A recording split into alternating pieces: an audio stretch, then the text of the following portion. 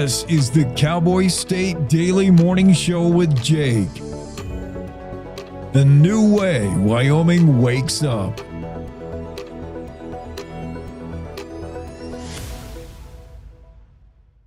It's time to take a look at what's happening around Wyoming. From the Cowboy State Daily Newsroom, I'm Wendy Core.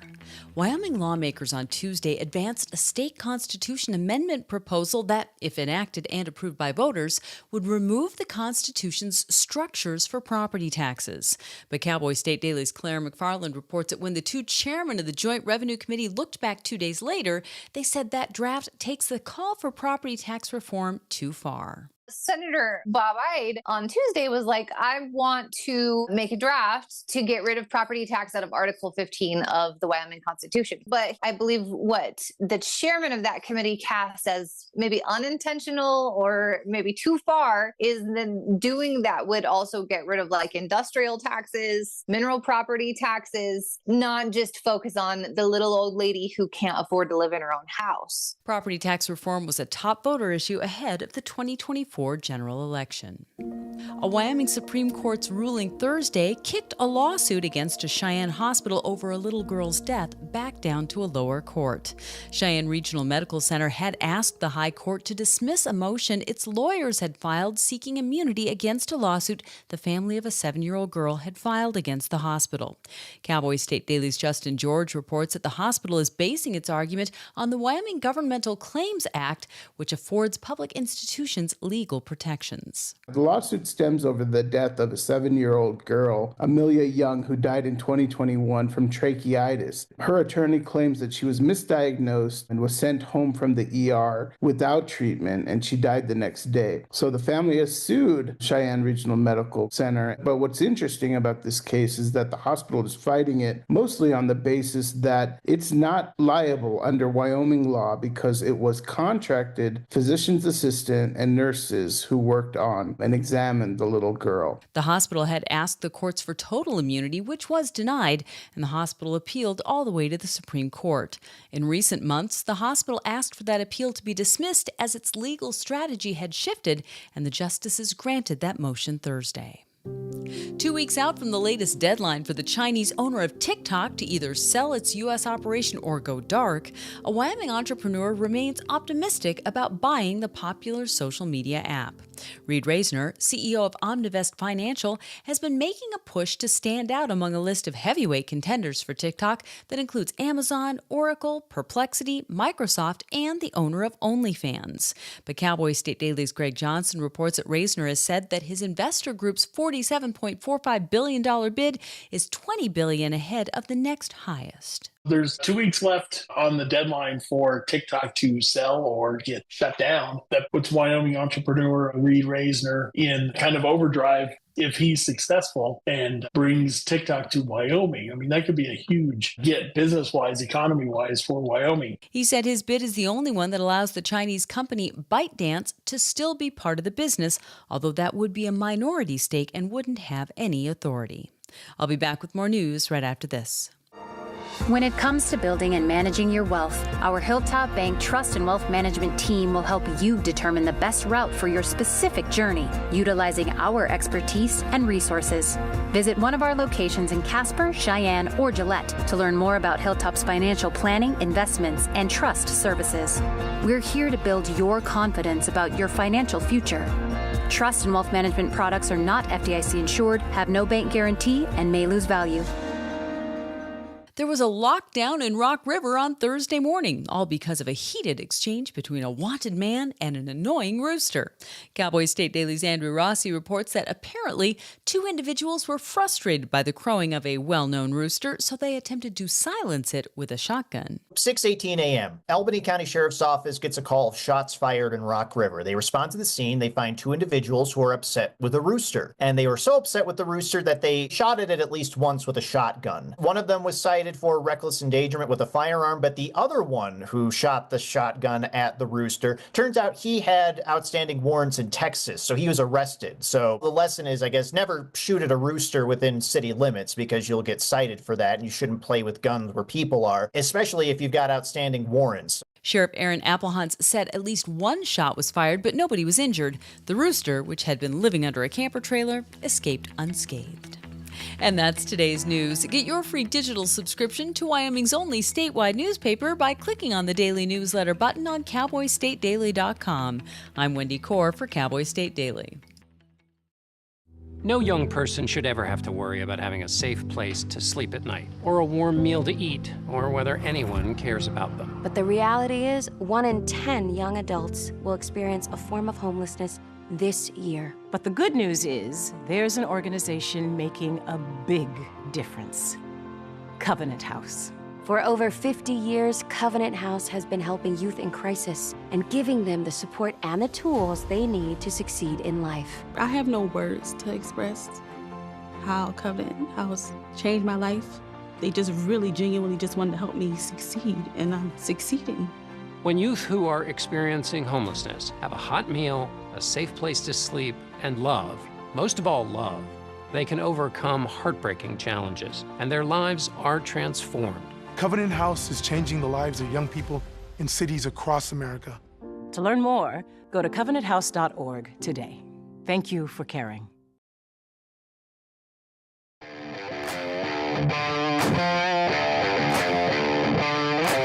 It's the Cowboy State Daily Show for a Friday. Wyoming lawmakers admit they may have gone too far with a proposal to scrub property tax from the state constitution. A man is arrested for hitting the snooze on a crowing rooster, the snooze button being a shotgun. State Supremes refuse to hear wrongful death lawsuit against Cheyenne Hospital.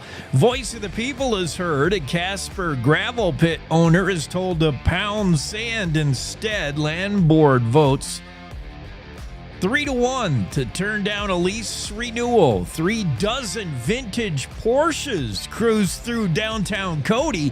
In other news, the annual meeting of balding Park County men who tuck their golf shirts into their shorts and wear socks with sandals must be underway. Special guests today include lifelong educator Teresa Angeles, who will share with our listeners how to do Montessori at home with your students. With scammers after your Bitcoin, Cheyenne CPA David Pope will tell us how to safeguard your digital assets.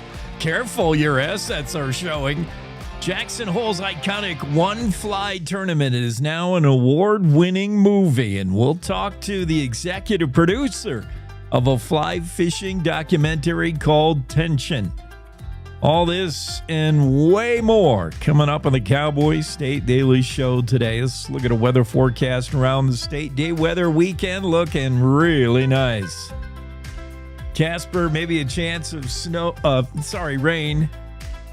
Chance of rain, mostly sunny with highs 65 in Casper. Lander, chance of rain maybe before 1 in the afternoon, so early day rain, but otherwise mostly sunny in Lander. Evanston, slight chance of rain, but mostly sunny, highs in the upper 60s. Rock Springs will be around 67, breezy conditions. Pinedale, slight chance of rain in the afternoon, otherwise mostly sunny, 64. Afton, sunny, 68. DuBois, maybe a rain shower, but otherwise sunny, breezy, 64 today. Jackson, sunny, high near 70. Thermopolis, mostly sunny, 72. Cody, 71 and sunshine. Slight chance of rain in the afternoon in Buffalo with highs 66, 75. And Sheridan with sunny skies. Mostly sunny in Gillette with highs 69. Newcastle, fog in the morning. Chance of rain and mostly sunny. Well, that about covers everything that could happen. 65 the high in Newcastle. Torrington, patchy fog early morning with a chance of rain in the morning. Mostly cloudy in the afternoon with highs 67 in Torrington. Wheatland, rain likely. You'll clear out in the late afternoon and hit 65 though, Wheatland. Cheyenne, patchy fog in the morning. Rain likely, highs 62. Laramie, probably going to rain today, 62. Chance of rain in Rawlins as well with highs in the upper 60s. So, yeah, rain down towards the southeast part of the state. The rest of us, sorry. Beautiful. Sunny and 70 for the rest of this weekend. Looks really good for just about everybody in the state. We got Secretary of State Chuck Gray has agreed to come on. He's going to tell us why he was one of the no votes as the state land board turned down the gravel pit owners on their lease renewal. That gravel pit in Casper's been very contentious, and folks have really showed up against it. And state electeds heard you. Wow. Imagine that. Your state electives heard your voice for the most part. In fact, Superintendent of Public Instruction Megan Degenfelder said that really swayed her vote to deny the lease renewals to the folks trying to make Casper gravel great again. The gravel pit gets the no vote on the lease renewal. Degenfelder said she heard the people and she was impressed with the passionate response and said, yeah, I hear you. Governor Gordon, by the way, did not vote and then later regretted it. Which is, yeah, I mean, it's odd. Governor Gordon also, I think, set a record for the amount of bills that he did not sign that hit his desk. Governor Gordon's choice to be inactive in a lot of arenas is interesting.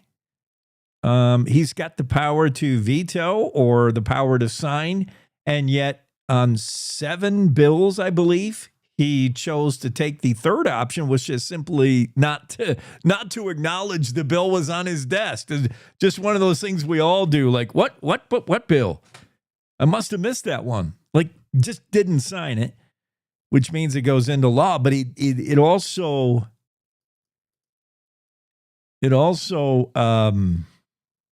makes an end run around any decision on record you may have. What did the governor think about this? Well, we don't know. He didn't sign it. What did the governor think about the Casper gravel pit? We don't know. He didn't vote. And later said he wished he did. And he had some reasoning in it. We'll dig into that story in a minute, but I thought it was interesting. Governor Gordon just recused himself, not on any legal standing, but just did not participate in the vote of the Casper gravel pit renewal lease. Other votes in that were Christy Racines, your state auditor, voted to deny the lease renewals. State Treasurer Kurt Meyer was the only yes vote for the renewal, and of course, the state treasurer, Meyer, I don't want to put thoughts into his head, but Meyer looks at the bottom. Meyer is a numbers guy. And he did comment that, the loss of revenue when you deny a gravel pit operator his lease renewal on state land. This is all on state land, by the way. This is why your state land board is voting on it. And, Treasurer Meyer sees dollars and cents, man. And that's little beyond that. A little, but, money. That's lost revenue, says the treasurer. He was the only vote to renew. And then Secretary of State Chuck Gray, who was not quoted in the story I'm looking at from the Cowboy State Daily. So we'll go right to Secretary Gray ourselves. We'll have him on later in the show, and he can explain why he was a thumbs down on the gravel pit renewal state lands outside of Casper. And I'm really behind in my coffee drinking. I wish there was a way for me. I should inject coffee intravenously. Like, I want to drink coffee, but I know I have to talk. Let me, as long as we brought it up, we'll stay on that story, or we'll stay on the theme of lawmakers.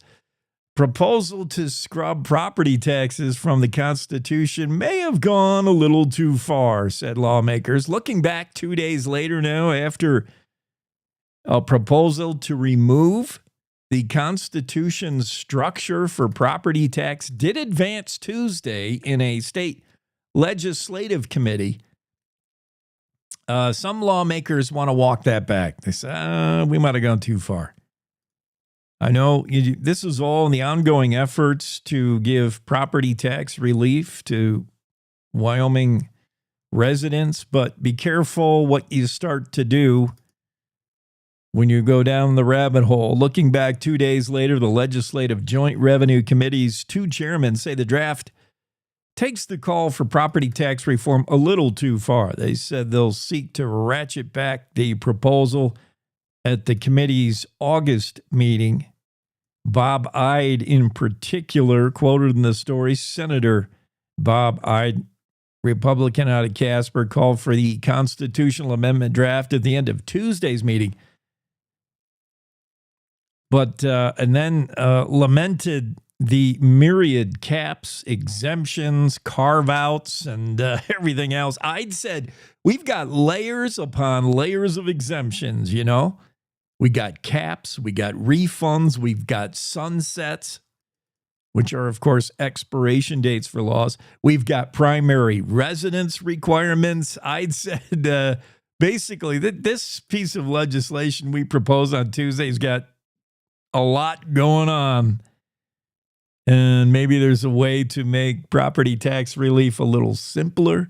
There's also, I believe, unintended, if you give property tax relief to the average Joe with his 2-bedroom, 1-bath house, this piece of legislation also gave property tax relief to maybe large businesses with their warehouse or something. Claire McFarland talked more about the story. Wyoming lawmakers on Tuesday advanced a state constitution amendment proposal that, if enacted and approved by the voters, would remove the Constitution's structures for property taxes.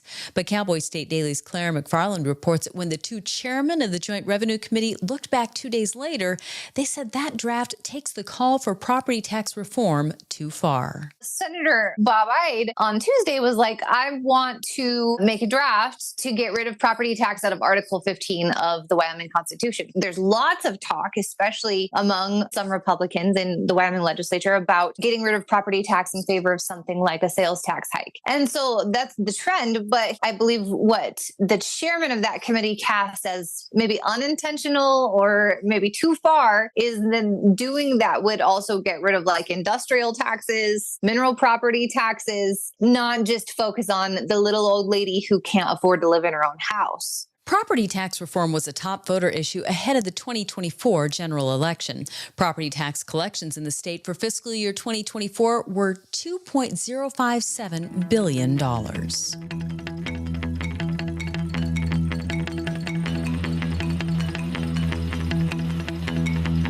Yeah, thank you, Claire, for the latest news and that reporting. I like the idea of property tax relief to be taxed simply because you own a home. I mean, I understand the money goes to primarily education, goes to your local school district, goes to your local community to help fund things you're going to need, like make sure the fire truck gets there when your fancy home is on fire. But to pay tax on a property that you own and then pay it again the next year and the next year and forever based on the assessed value of that home, which you have no control over, buy a $200,000 starter home and 20 years later it's worth $2 million, but you haven't changed. Your income earning hasn't changed. In fact, it may have decreased now. You may be retired. Your property tax, in a lot of ways, doesn't make sense. And it's onerous and it needs reform, but the latest attempts to reform it may have gone too far. Senator Bob Ide said, what we got here is just a convoluted mess of a proposed bill. He said, for the common person to understand what their property taxes are, you'd have to hire teachers. He just thought it got a little complicated. Too many carve-outs, too many exemptions, layers upon layers of exemptions, Senator Ide said. But yeah, taxing the people, I'm all for not taxing the people. In that way, I guess I am Republican for the most part. Republicans are for the reduction of tax burden. And for the most part, Democrats are for taxing the people so you can pay for programs to help the peoples. Well, you want to help the peoples, reduce my tax burden. How about that?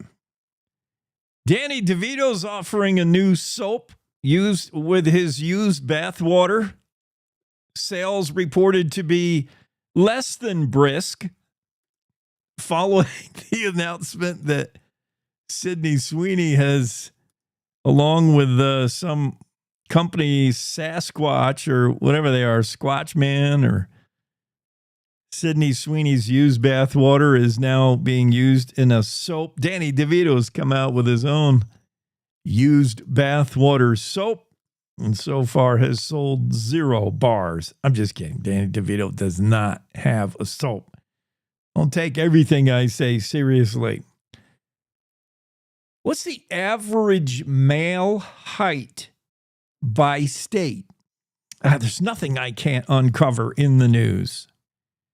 I saw this map compiled by, I'm sure, scientists and otherwise verifiable data, and includes a map of the United States by state. Who do you think has the tallest men? If you're looking for a tall dude, if you were looking for starting a basketball team, I'm not surprised to see these states are the tallest and see these other states are not the tallest, like the shortest. Makes perfect kind of sense to me. Let's start with the shortest. State with the shortest men on average, and these are men under 40 years old. The average male height by state for men under 40 years old.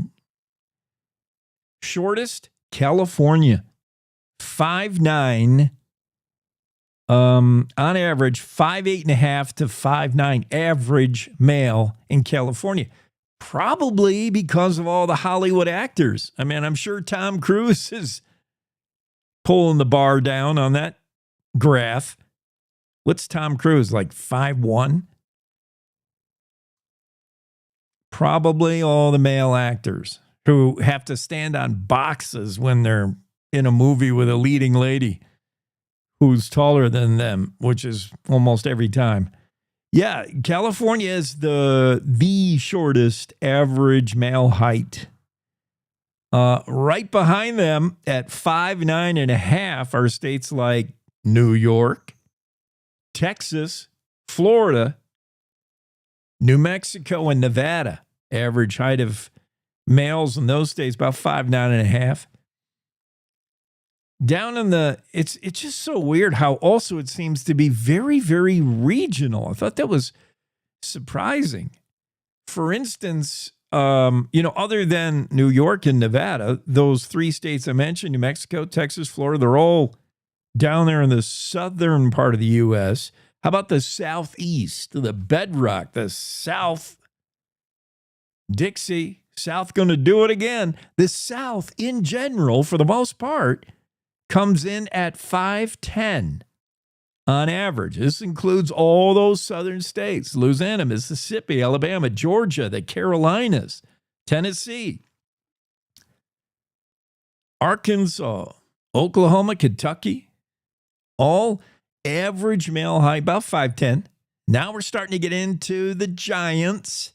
And again, this really holds true regionally. What is it about the regions of the U.S.? So in warmer climates, it pays to be a shorter dude. I could see that. The less of you to sweat, I guess. Because in the middle band of the United States, I'll share this photo if you happen to be watching. Those of you on radio will just have to imagine. The middle states, Colorado, Kansas, Missouri, Illinois, Indiana, Ohio, Pennsylvania, that kind of middle band, including Wisconsin, Michigan, and Idaho. That's the second tallest average male height, about 5'10 and a half. Tallest guys in the country by state, Wyoming, of course. Big, tall, strapping cowboys. Montana, the Dakotas, Nebraska, Iowa, Minnesota, Utah, all have males 5'11 on average. So there you go. Wyoming's got the tallest men on average, and California the shortest. All that seems, pretty predictable. Let's take a quick break on the show, the Cowboy State Daily Show, Friday version with Jake. Back after these. Wyoming is a big state. There's so much ground to cover, so many stories to tell. But the Cowboy State Daily News team is up to the challenge. I'm Wendy Core, host of Cowboy State Daily Video News. Whether it's politics in Cheyenne, energy issues in the Powder River Basin, or grizzlies in Yellowstone, our talented crew of experienced journalists are out there finding and telling the stories that matter. What's the best restaurant in DuBois? Renee Jean checks it out. What's the most recent Supreme Court decision mean to our everyday lives? Claire McFarland explains. How is the upcoming elk hunting season shaping up? Mark Hines lets us know. Every day, I talk to the reporters who are covering the topics, issues, and people that are important to Wyomingites, and in our daily newscast, I bring you those stories. Tune into the Cowboy State Daily Video Newscast every morning, only on CowboyStateDaily.com. This is the Cowboy State Daily Radio Network. Gracie and Pedro might not get along so well. You're standing on my tail. But there's one thing they agree on. There's a right seat for everyone. Oh, that's the good stuff. Whether you're a dog, Hold on, Pooch. a cat, a fish, or a rat. And I'm a ferret. Be sure to travel safe. How can you be so sure? I'm absolutely positive. On your next adventure, make sure your children are in the right seat for their age and size. Get it right at NHTSA.gov/the right seat.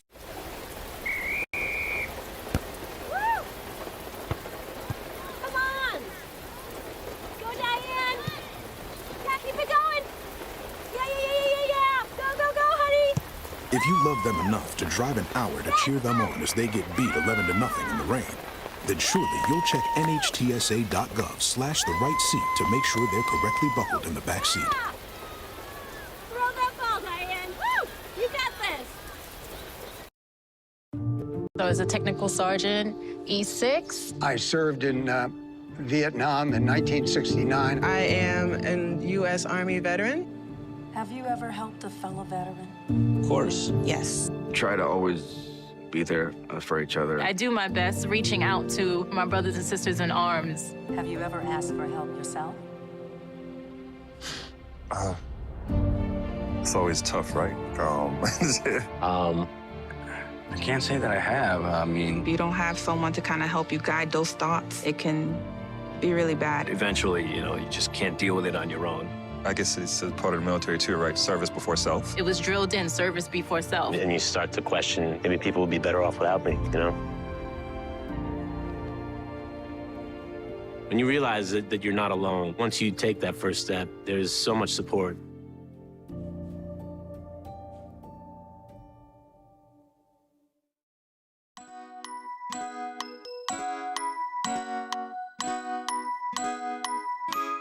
I don't know why I'm playing the Jeopardy. That's what I wanted. Yeah, there's no, I wasn't thinking, really. Believe me, I'm never thinking. At any point in the morning show, am I Jeopardy thinking? That should be evident. You're in the no thinking zone. Thinking not allowed. I don't think there was a lot of thinking going on in Rock River. There's so much about this story that's funny, including Andrew Rossi's approach to it.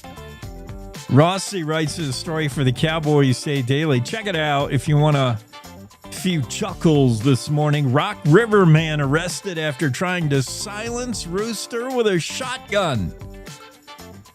So wait a minute. It's against the law to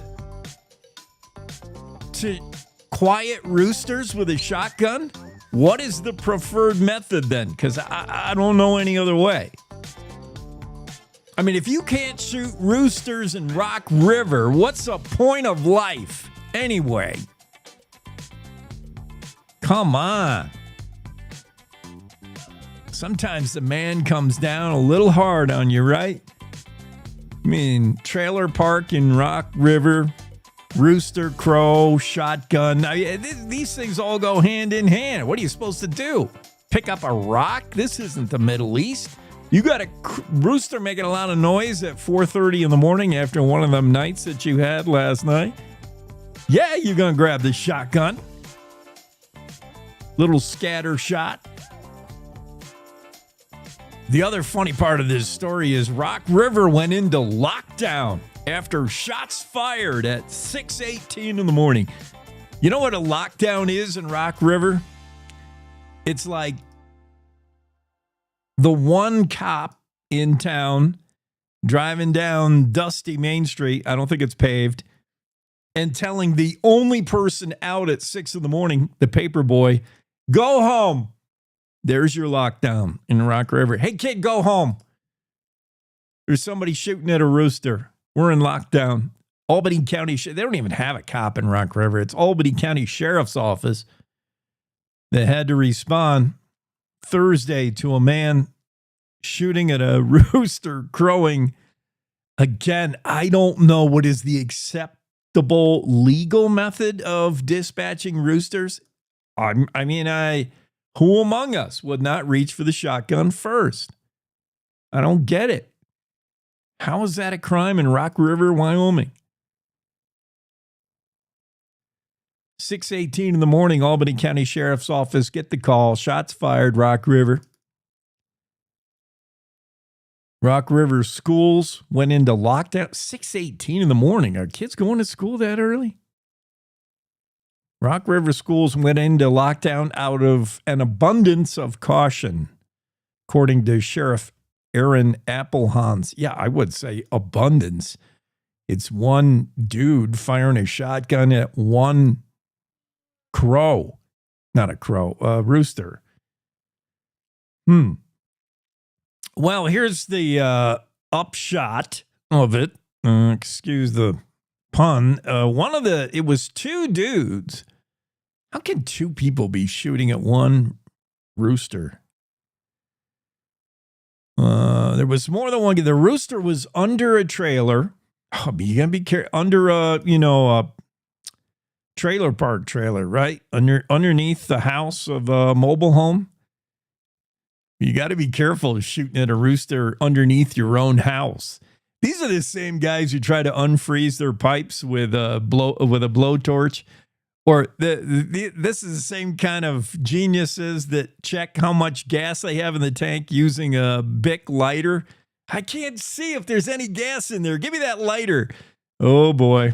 These are the same ones who try to get rid of the wasp nest on their house with a torch of some kind. Yeah, this is not going to go well. One of the individuals who shot, there was more than one. Now, the rooster was under a camper trailer. Okay. And by the way, animal lovers, PETA, if you're listening in, no roosters were harmed in the making of this story. The rooster's fine.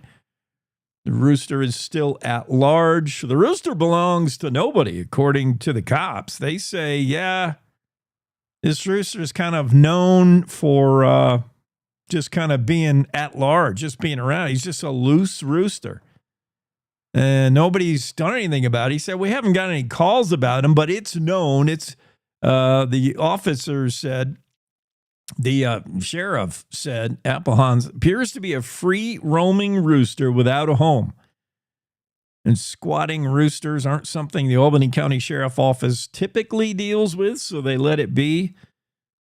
Applehans said the rooster doesn't necessarily belong to anybody. There isn't anybody who was claiming ownership of it anyway. So I believe it just wanders around the area. Now that does sound like Rock River. From the information we gathered, says the sheriff, it's been an ongoing nuisance, even though law enforcement presence has not been requested to do anything about it, which would mean grab a shotgun and dispatch Rooster. I mean, I can almost guarantee you that's how Albany County Sheriff's Office would deal with it. So why can't your average dude hit the snooze button with a shotgun? Rooster is still at large, still pecking and crowing and cockle-doodling all over Rock River. But meanwhile, the dudes who fired the shotgun at him, one of them is wanted in Texas. He's got warrants out of Texas for shooting a shotgun at Rooster. No, I don't know what he's wanted for, but something. So, yeah, you better be careful discharging a firearm within town limits, although I'm reluctant to even refer to Rock River as a town. But it's town enough to have big city crime and school lockdowns over one Rooster cockadoodling shotgun. Again, what if I can? That's my first thing. The officer, if he's putting the cuffs on me for shooting at a crowing rooster, what is the preferred method to dispatch Rooster? What should I have done? What's the right way to deal with a crowing rooster at 6 a.m? Seems shotgun is the right choice to me. Here's Andrew Rossi talking about the story with Wendy Core. And there was a lockdown in Rock River on Thursday morning, all because of a heated exchange between a wanted man and an annoying rooster. Cowboy State Daily's Andrew Rossi reports that apparently 2 individuals were frustrated by the crowing of a well-known rooster, so they attempted to silence it with a shotgun. 6:18 a.m. Albany County Sheriff's Office gets a call of shots fired in Rock River. They respond to the scene. They find 2 individuals who are upset with a rooster. And they were so upset with the rooster that they shot it at least once with a shotgun. One of them was cited for reckless endangerment with a firearm, but the other one who shot the shotgun at the rooster, turns out he had outstanding warrants in Texas, so he was arrested. So the lesson is, I guess, never shoot at a rooster within city limits because you'll get cited for that, and you shouldn't play with guns where people are, especially if you've got outstanding warrants. Sheriff Aaron Applehans said at least 1 shot was fired, but nobody was injured. The rooster, which had been living under a camper trailer, escaped unscathed. So Rooster has last laugh, and we got one Texas dude arrested for shooting at roosters. I'd much rather have news like this in Wyoming that we can make fun of than news like this in Wyoming that makes us seem like every other disgusting big city. Clara McFarland has a story about this couple that it's just horrible. Rock Springs, of course. I'm sorry I'm hard on Rock Springs, but I didn't even have to know where the story derived from. I just have to read the headline, and I already know. Couple accused of having orgies with a teen plead to no contest. These orgies with this teenage kid took place. Was the teenage girl compliant in these 3-way sex romps? Well, kinda, sorta, not really though, because she was shot up. I don't know if I have to say allegedly. I have to ask our lawyers. They both pleaded no contest, so I guess maybe I don't have to. Allegedly, the teenage girl involved in this story said that somebody would shoot her up with, what are they using? Meth? Fentanyl? I don't know. Some drug. And she said, yeah, these sexual escapades went on for quite a while. The boyfriend Richard Turner, 57-year-old, was kind of the ringleader. The girlfriend just sort of went along. That's why she may receive a little lighter sentence. Girlfriend is Jennifer Farney. She could be looking at, I think a lesser 40-year-old Farney could be looking a little bit lesser sentence. Meanwhile, it's the boyfriend we really want to get 25 to 35-year prison sentence, perhaps, in exchange for the dismissal of 43 of 66 felony-level counts in the pleading of no contest. I think the girlfriend turned on the boyfriend as receiving a little lighter deal. She's looking at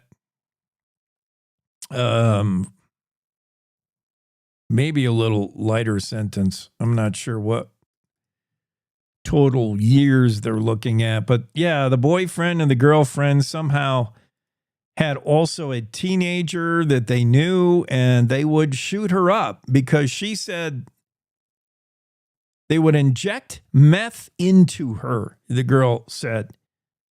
And she couldn't say or wouldn't say which one of them. Was it Farney or was it the dude? She couldn't say or wouldn't say, and it doesn't really matter. Meanwhile, the boyfriend, Richard Turner, also has on his phone child pornography. So, you know, this is his jam, disgusting as it is. And he's kind of got the girlfriend coming along. She could have said no at any time, but didn't. And then you got a teenager who, any teenager you've ever met, they don't know any better. And she comes along, coerced along with somebody helping her shoot drugs into her arm. It's just disgusting. I'd much rather have a Rock River rooster making noise and guys shooting at it with shotguns that have stories like this. It just turned my stomach. These stories belong somewhere else. Claire McFarland talks to Wendy Core about this. A Rock Springs woman and her boyfriend have both agreed to plead no contest to charges that they included a teenage girl in their group sex acts for more than a year. An affidavit filed in 40-year-old Jennifer Farney's case says she incorporated a teenage girl into sex acts with her boyfriend, 57-year-old Richard Turner, over the course of more than a year. Cowboy State Daily's Claire McFarland reports that the Sweetwater County Attorney's Office filed a plea agreement Tuesday in Farney's case, which could result in her spending up to 35 years in prison. The agreement follows another that was filed in May in the case against Turner, whose charges are more serious. Jennifer Farney has agreed to plead no contest, looking at that 25 to 35 on a few of the charges with which she was originally charged. I think a third of the many 66 original charges, which you rarely see as sentencing. It's much more common for those to end in a plea deal on this felony level. Whereas Turner, he cut a plea agreement that's like life in prison because there's that subsequent first-degree sexual abuse. So if you're a repeat first-degree sexual abuse of a minor, you could face the life in prison. Investigators found text messages on Farney's phone implicating her in the crimes and found numerous child pornography files on Turner's phone. Yeah, guilty. Farney, the girlfriend's looking at, she's the one looking at 25 to 35 years. The boyfriend's looking at life. That's the way it ought to be. Although he's disputing it, the boyfriend says he didn't like his court-appointed attorney, didn't feel he got the best deal, and said, this is my life we're talking about, Turner wrote. The prosecutors need to meet me halfway. No, we don't. You're going to prison. The life we're talking about that you're going to live now is behind bars until it ends. And hopefully we'll let all your cellmates know what you're in for. I think that should be announced at roll call. When he gets to Rawlins, Mr. Turner gets to Rawlins, there should be a morning roll call. And by the way, meet our new convict. He's in for having orgies with a teenager who he shot up with meth. And now let's have a 60-minute recreation time outside, unsupervised. Guards, take a smoke break. Yeah, I like the sound of that. The sound of roosters crowing in Rawlins. We'll be right back after this quick break. Want to stay in touch with what's happening around Wyoming? I'm Wendy Core, host of the Cowboy State Daily video newscast. From Mountain View to Upton, from Jackson to Cheyenne, our reporters are out there finding and telling the stories that matter. Every day, I talk to the talented journalists who are covering the topics, issues, and people that are important to Wyomingites. And in our daily newscast, I bring you their stories. Tune in to Cowboy State Daily video news every morning, only on CowboyStateDaily.com. Wyoming is a big state. There are so many stories to tell, and here at Cowboy State Daily, we pride ourselves in bringing those stories to you every day. I'm Riley Strand, videographer and production assistant for Cowboy State Daily Video News. Every day, host Wendy Core and I talk to the experienced journalists who are covering the topics, issues, and people that are important to Wyomingites. And in our daily newscast, we bring you their stories. Tune in to Cowboy State Daily Video News every morning, only on CowboyStateDaily.com.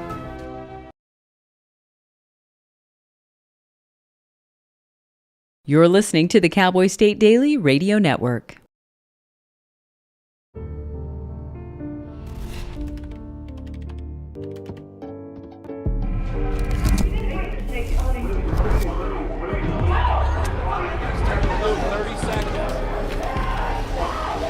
I'm an ex-drug dealer, and I'll be your sub today. Can you see anything different as a pill? No. You don't know? Fentanyl is being mixed into everything now. There's only one thing that will save somebody's life. That is naloxone nasal spray. Fentanyl, it's cheap, it's potent, and it's profitable. Why would drug dealers put a lethal dose of fentanyl in drugs if they know it's so harmful? Really just all about the money. I just didn't realize that one pill could change your whole life. More kitchen now.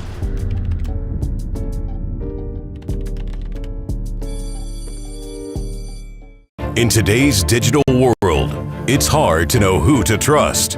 Your local TV and radio stations bring you the facts. Misinformation and deep fakes flood social media, but broadcasters deliver verified and accurate news.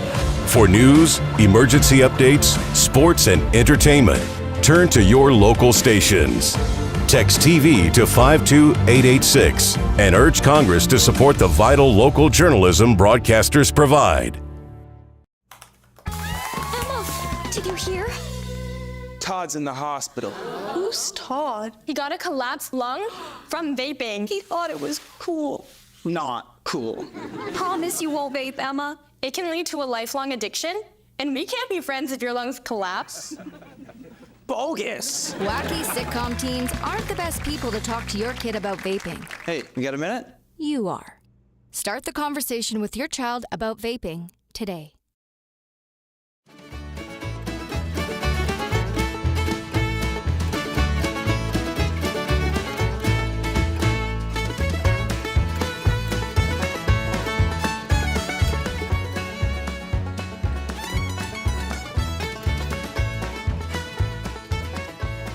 Cowboy State Daily Show with Jake on a Friday. Amazon says it's going to start using humanoid type robot things to deliver your packages. And I'm looking at a prototype and it looks a lot like that taller robot in Star Wars. I don't know. I've never seen Star Wars, but I know there's the little garbage can robot. R2-D2 looks like a fire hydrant. What's the taller one called? Because that's what this Star Wars. They're not even robots, right? They're like droids. Yeah. R2-D2. Oh, C-3PO is the little garbage can. Right? Oh, Kimmy knows. Kimmy, are you awake? She's in the shower. Does anybody watch the Star Wars? There's the two little robots that are friends with the hairy ape Yeti looking thing. And one of them's the little short guy. He looks like a little he looks like a little kitchen garbage can. And then one's the taller one. And that's what the Amazon robot looks like. And he's going to deliver packages. I'm calling him a he. Could be a she. And Amazon's been testing this. Amazon, here's the quote from Reuters.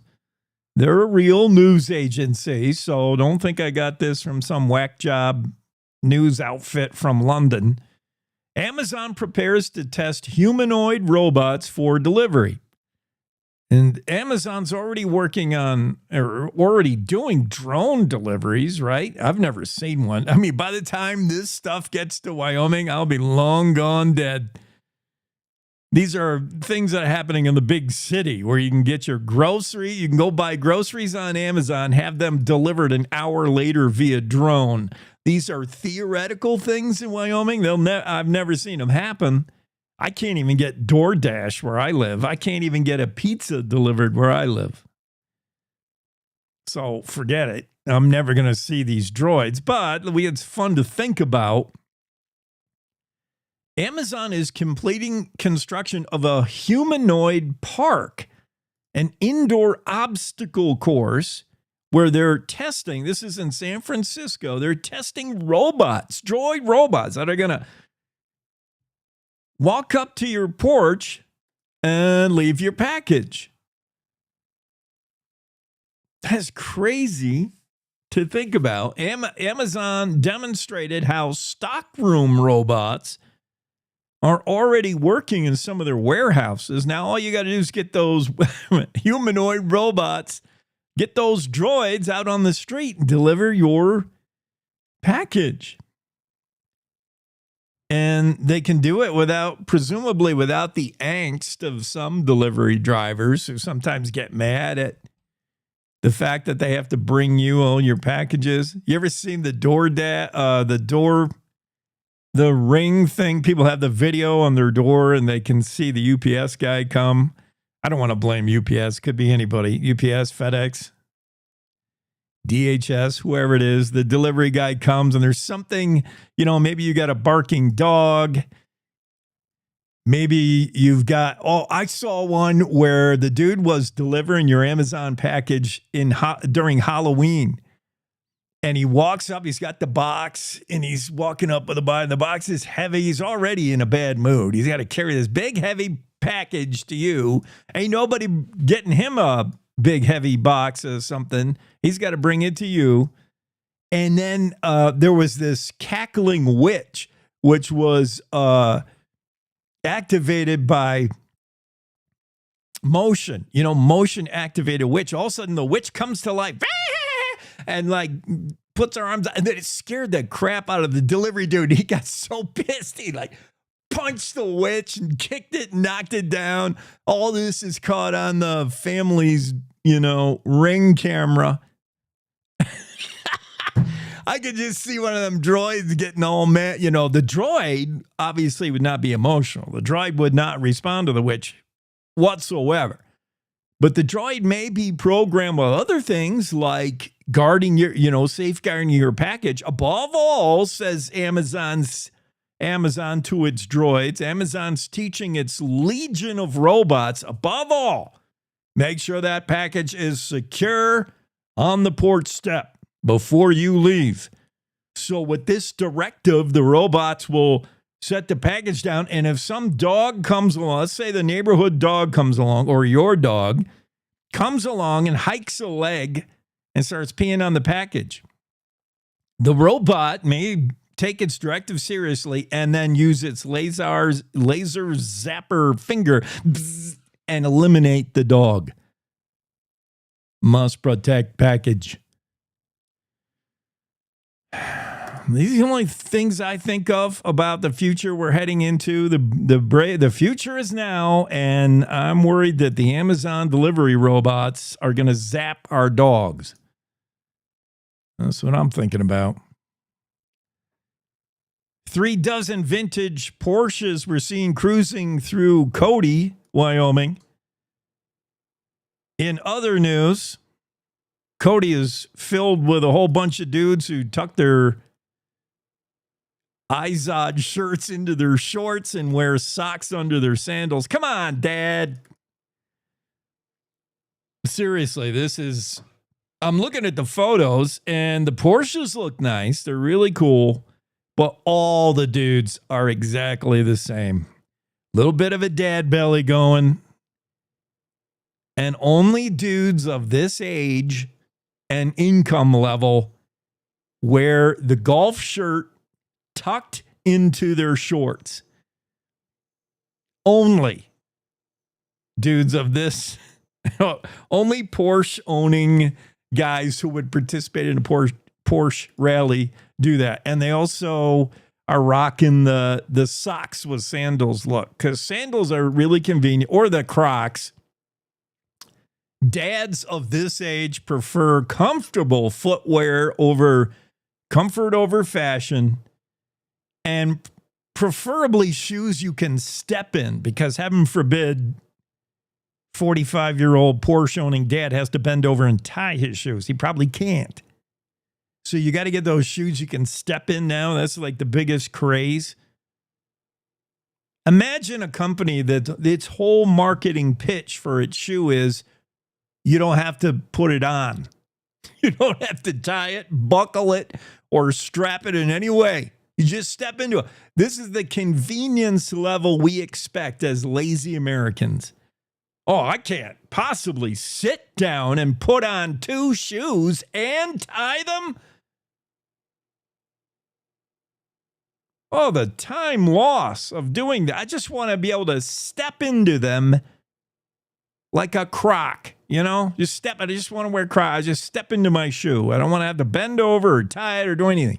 These are the kind of dudes that are rocking the Porsches. I don't want to make fun of them, though. That's pretty cool, these Porsches. And I do know one of them, and he's a really cool guy. He's from Wilson, Wyoming, who's in this story. Andrew Rossi wrote the story. Andrew will be on later. We'll talk to him. But he talked to some of the Porsche owners. And to get into this club, to get into this Ram's Horn rally, by the way, you have to have an old Porsche. 1989 or earlier. We're talking about the air-cooled vintage Porsches. Yeah, those. Not these newfangled ones. The rally started in Billings, Montana, May 31st. And they drive through all those windy roads. They stay off the highways for the most part. And they drive the windy roads in Wyoming, Montana, South Dakota, and just go from town to town to town. Tony Orsillo out of Wilson is one of them, and he talked to Andrew Rossi about his Porsche, which he bought from a little old lady who only drove it to church. Yeah, that kind of deal. He bought, he said he was working on this lady, was working on buying this Porsche for a long time. Let's see, he's got a Rooster's 1989 3.2 liter Porsche, got 250,000 miles on it. Pretty sweet. And he bought it. Oh, where's the part of the story? He said he bought it from this 84-year-old lady. Dang it. Now I can't find the part of the story where. Tony said we purchased it from an 84-year-old woman who had done a bunch of rallies with it. And it took her 8 months to decide to sell to us, Orsillo said, he and his wife. And she said one of the stipulations that she had was, what are you going to do with this car? That's how much she loved this. Tony was driving this one we're talking about, by the way, the Orsillo, is a 1974 Porsche 911 Carrera. Ooh, one of only 140 cars ever made. Now, that's pretty sweet. He said it took this 84-year-old 8 months to decide to sell, and she was finally convinced when Orsillo said, I swear I'm not going to just flip it. I'm not going to resell it. I'm going to drive it on rallies just like you did and show it off. And that sealed the deal and that sealed the sale. Yeah. Vintage Porsches in Cody. Crowing roosters in Rock River. And disgusting sex deviants in Rock Springs. Those are the things we discussed so far. Where are we going next? I don't know.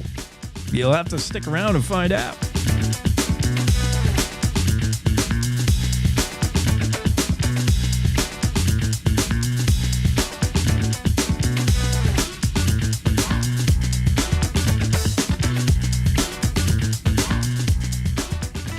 It's time to take a look at what's happening around Wyoming. From the Cowboy State Daily Newsroom, I'm Wendy Kaur.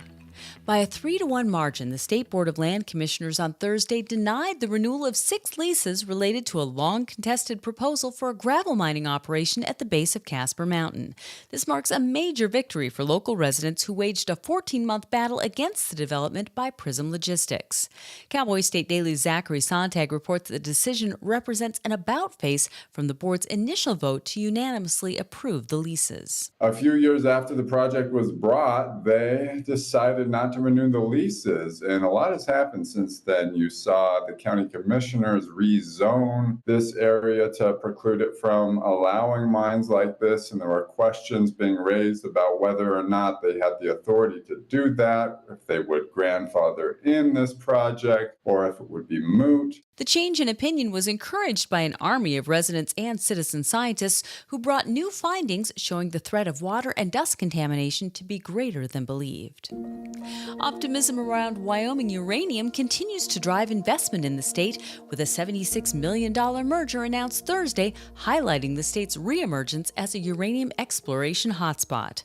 Premier American Uranium Incorporated's acquisition of Nuclear Fuels Incorporated creates one of the largest uranium exploration companies focused exclusively on American deposits.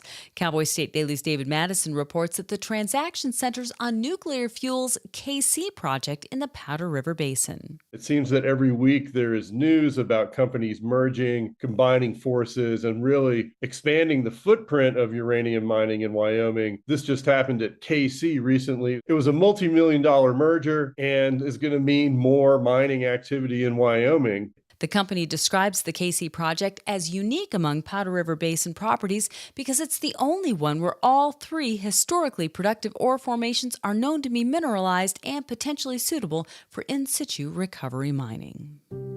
A prominent Wyoming legislator says residents should be compensated for loss of property when huge wind, solar, minerals, or other energy projects displace wild critters. Toward that end, Senator Larry Hicks of Baggs is proposing a bill calling for companies to provide off-site compensation when there's an impact to wildlife that can't be mitigated on-site during energy development.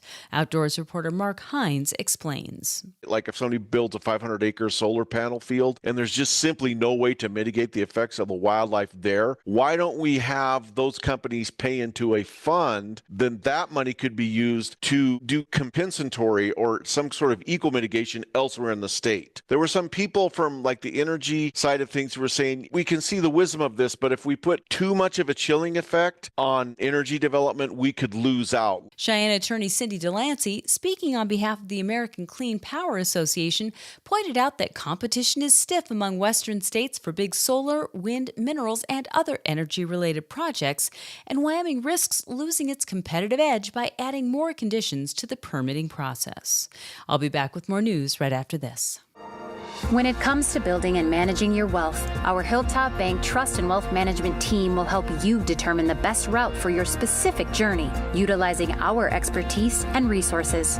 Visit one of our locations in Casper, Cheyenne, or Gillette to learn more about Hilltop's financial planning, investments, and trust services. We're here to build your confidence about your financial future. Trust and Wealth Management products are not FDIC insured, have no bank guarantee, and may lose value. A federal court judge has dismissed the case of a Wheatland man who sued Platte County Sheriff's deputies last year for sending him to jail rather than the hospital, despite his high blood alcohol content. Brian Hayes had a withdrawal seizure in the jail's shower. Court records show that Hayes should not have been booked into jail without a medical release because his blood alcohol content was above 0.3, according to jail policy. But Cowboy State Daily's Claire McFarland reports that Judge Scott Skavdal took issue with what he characterized as shortcomings in the laws around cruel and unusual punishment. He was struggling with the case law, saying, okay, the guy didn't look like he was having a medical emergency when he was admitted, so probably qualified immunity applies because there's not this clear crisis. Skavdal said Hayes' claims of false arrest and deputies' alleged deliberate indifference toward his health didn't carry enough evidence to overcome the deputies' legal defense of qualified immunity. And that's today's news. Get your free digital subscription to Wyoming's only statewide newspaper by clicking on the daily newsletter button on cowboystatedaily.com. I'm Wendy Core for Cowboy State Daily.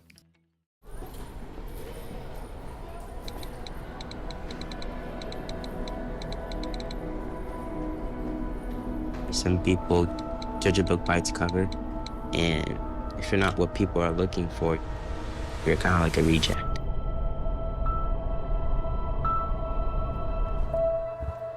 At school, it feels like everyone's staring at me and I'm just kind of not really a person. Sometimes I can't believe that you could be proud of me if I'm not proud of myself.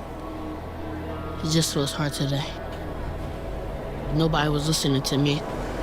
Think of our best times together. Let's do more of that. Try to understand me more, and I'll try to do the same. Listening is a form of love. Find ways to support your kids at soundidouttogether.org.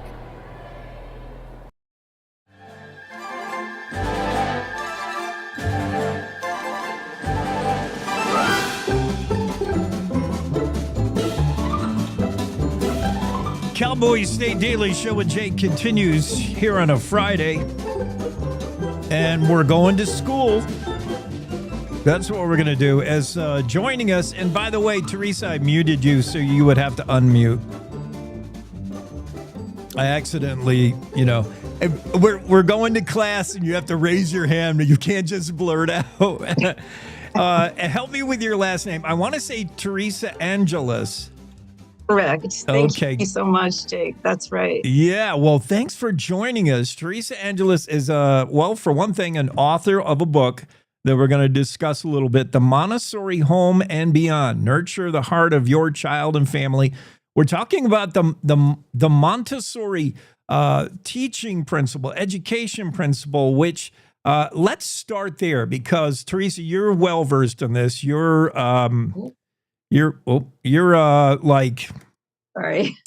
accredited beyond when it comes to Montessori.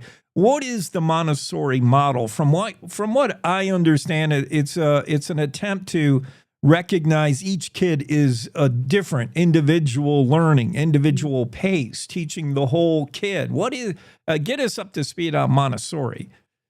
Okay, well, first of all, thanks, Jake, so much for having me on today. I'm so excited, and I recognize that you have a vast number of topics that you bring to your community, which I think is so amazing. So I think Maria Montessori's basic concept, or her greatest concept, is exactly that each child is unique. Each child comes with their own interests and talents and their developmental needs that unfold gradually as they mature. Her idea was that we should observe, not should, but she observed. And let me take a step back. She was actually one of the first female doctors in Italy and started a very lucrative medical career, and eventually started being drawn to work with children and became a teacher. She changed from being a medical doctor to a teacher, but she was able to bring her medical observation skills to observe children. So she found that by observing them, she learned everything. That was what she said her whole philosophy was writing down what she observed and sharing it with people. So by creating an environment where you can nurture those individual gifts and talents and skills for each child, you're creating the perfect place for them. I have worked in a Montessori environment for almost 20 years, and I've also homeschooled my own 6 children using these concepts. And I just felt such a shift when I started, focusing more on my children's individual needs and following some of the Montessori principles. I know we don't have a lot of time, but I was hoping to touch on some of those so our listeners can implement some of these in their home today if they want to. So one of the most amazing, go ahead, I'm sorry. No, absolutely. I just, again, want to remind people we're talking to Teresa Angeles. The book is really essentially bringing the Montessori principle from the classroom to home, homeschooling, and doing it in a Montessori way. So, yeah, what does that mean? Give us some sneak insight into the 8 chapters of the book. Yeah. Okay, I love that. And I want to say, yes, it is about homeschooling, but it also is for parents who are planning to put their children in school and still want to impact them, because not everyone will want to homeschool, but they can still be connected with their children. They can still work with their families to create an awesome environment. And I think from the womb is where you want to start. Montessori was all about respecting each person's needs, respecting the child, creating an environment. And I have a funny thing to ask everybody. So how many of you have ever been children? Because every one of us, as she said, every one of us was created by the child that we once were, and she talked about the absorbent mind. For the first 3 years, children absorb every impression, every voice, personality, the way people walk. They absorb the colors and the nature, the trees, everything goes into their being, and they create themselves in part by that. I mean, I think they only also come with their own blueprint, but I think the environment affects them tremendously. In fact, she said that there is a triangle between the child, the adult who creates the environment around them or facilitates that, and the environment. So the child, the adult, and the environment, they all affect each other. The parent is moved by the love and the beauty of the child. The child loves the parent, and the child interacts with the environment. The parent works with the environment to impact the child. So it's pretty amazing. And we realize that there are Montessori schools, but we can bring those principles into our home, even when children are babies. We can watch them. We can see that even, 6-month-olds have preferences and interests. And as we watch them and respect them and observe them, we can grow. And I highly recommend Montessori's suggestion to observe. And I've taken it to a point where I recommend parents to get a journal, whether it's a spiral notebook from a grocery store, it doesn't matter, just take something and steal into a corner of your house or your room where you can see your child, if they'll let you, and just be quiet and watch and just see what they do. Ask yourself questions. What are they interested in? What are they not like? What are they, what is all about them? And write notes down, not necessarily paragraphs, but just little words or phrases that will help you reflect later. You also can observe yourself. Where do I have issues with my kids? Where do I have problems? And write those down and reflect on those. Go after them. Do some reading, talk to people, do therapy, whatever you need to do to work through those. And it has really, really helped me to do this, because Montessori again said that the greatest preparation for teaching was our own internal growth and our own spiritual growth, basically identifying where do we get irritated and what makes us frustrated so we can grow beyond that. And we know that when we can grow beyond that, our children will benefit. So there's so much I want to say. Another principle is called normalization, which is so amazing. And Montessori said this was her most important finding. She found that if children are able to choose their own work and do it without interruption as long as they want, that it develops this deep power of concentration. I mean, it could be a child that's 5 that's learning to count beads, or it could be an 8-month-old that's picking up, tiny pieces of lint on the carpet. Whatever it is, if we can respect that and allow them to do that, we are nurturing their own sense of concentration. And we know that when we concentrate, like have you ever had a really good book that you kind of got lost in and you suddenly woke up and thought, oh, I better go, it's time to go. And you feel so refreshed and peaceful and calm. That's kind of what I think is called flow now too. That's kind of a concept that's out there. But that's what the children get when they get to that point. Another concept I want to talk about is the ordering of the environment. She said it was really important to keep a clean, orderly environment. So we encourage child-sized materials, child-sized furniture, low shelves with few activities on them. And I don't have time to really go into what activities we're all talking about, but things that nurture their intelligence. And we know, that there are many different kinds of intelligence that our children can have. They could have naturalistic intelligence where they can understand and sort, categorize, nature, linguistic, mathematical, musical. There's so many different kinds, people-oriented skills.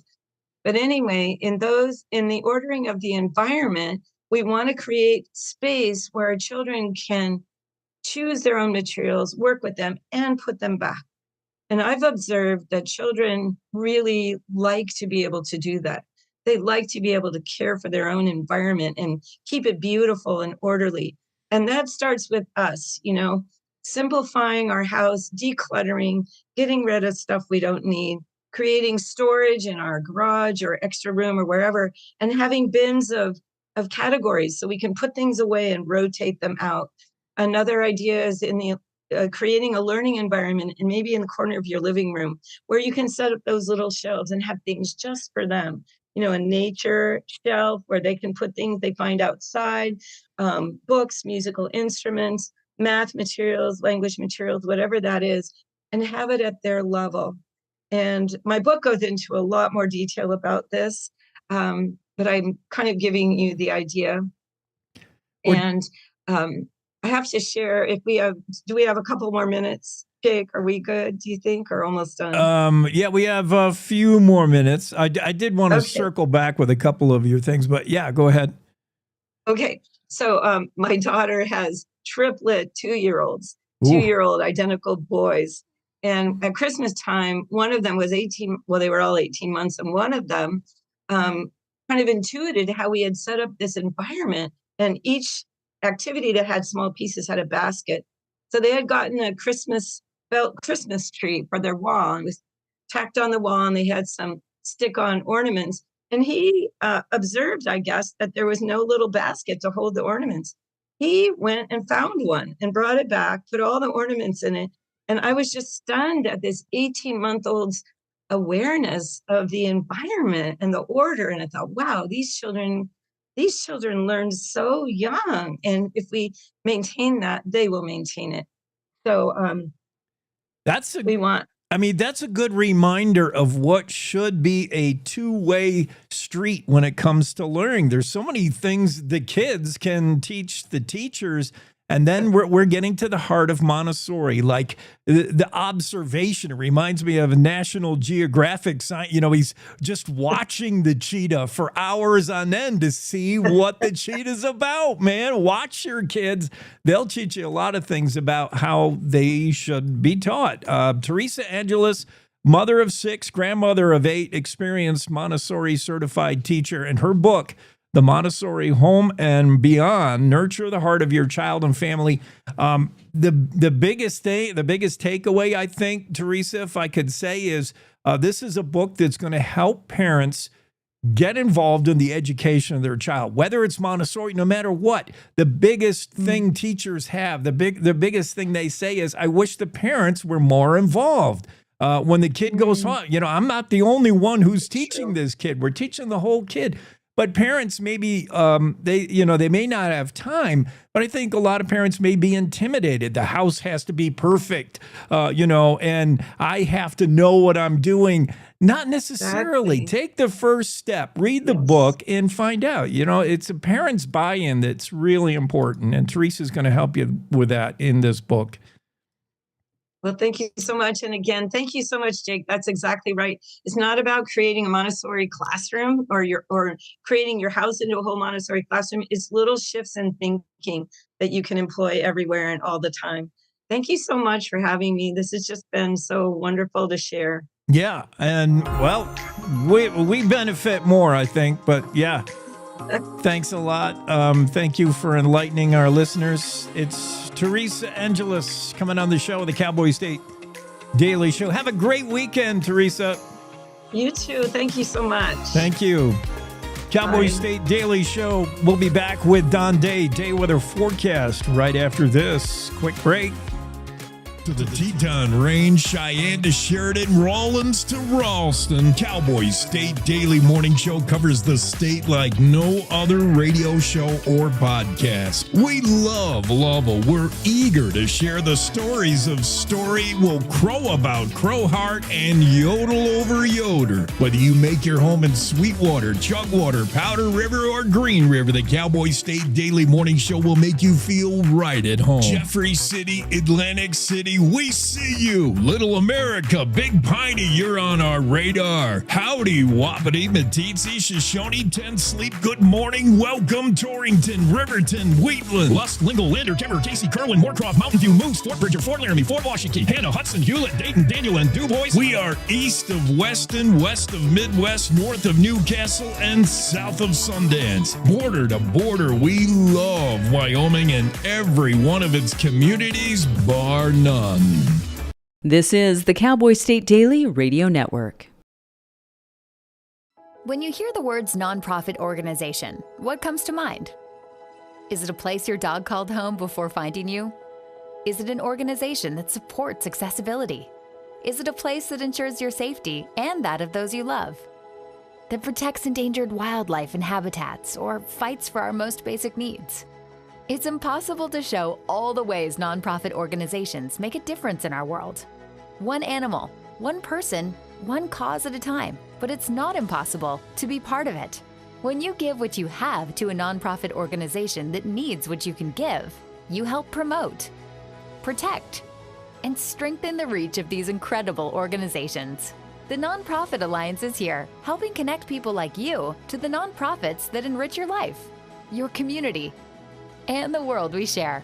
Reach out to a nonprofit organization that inspires you today to find how you can help make the world a better place.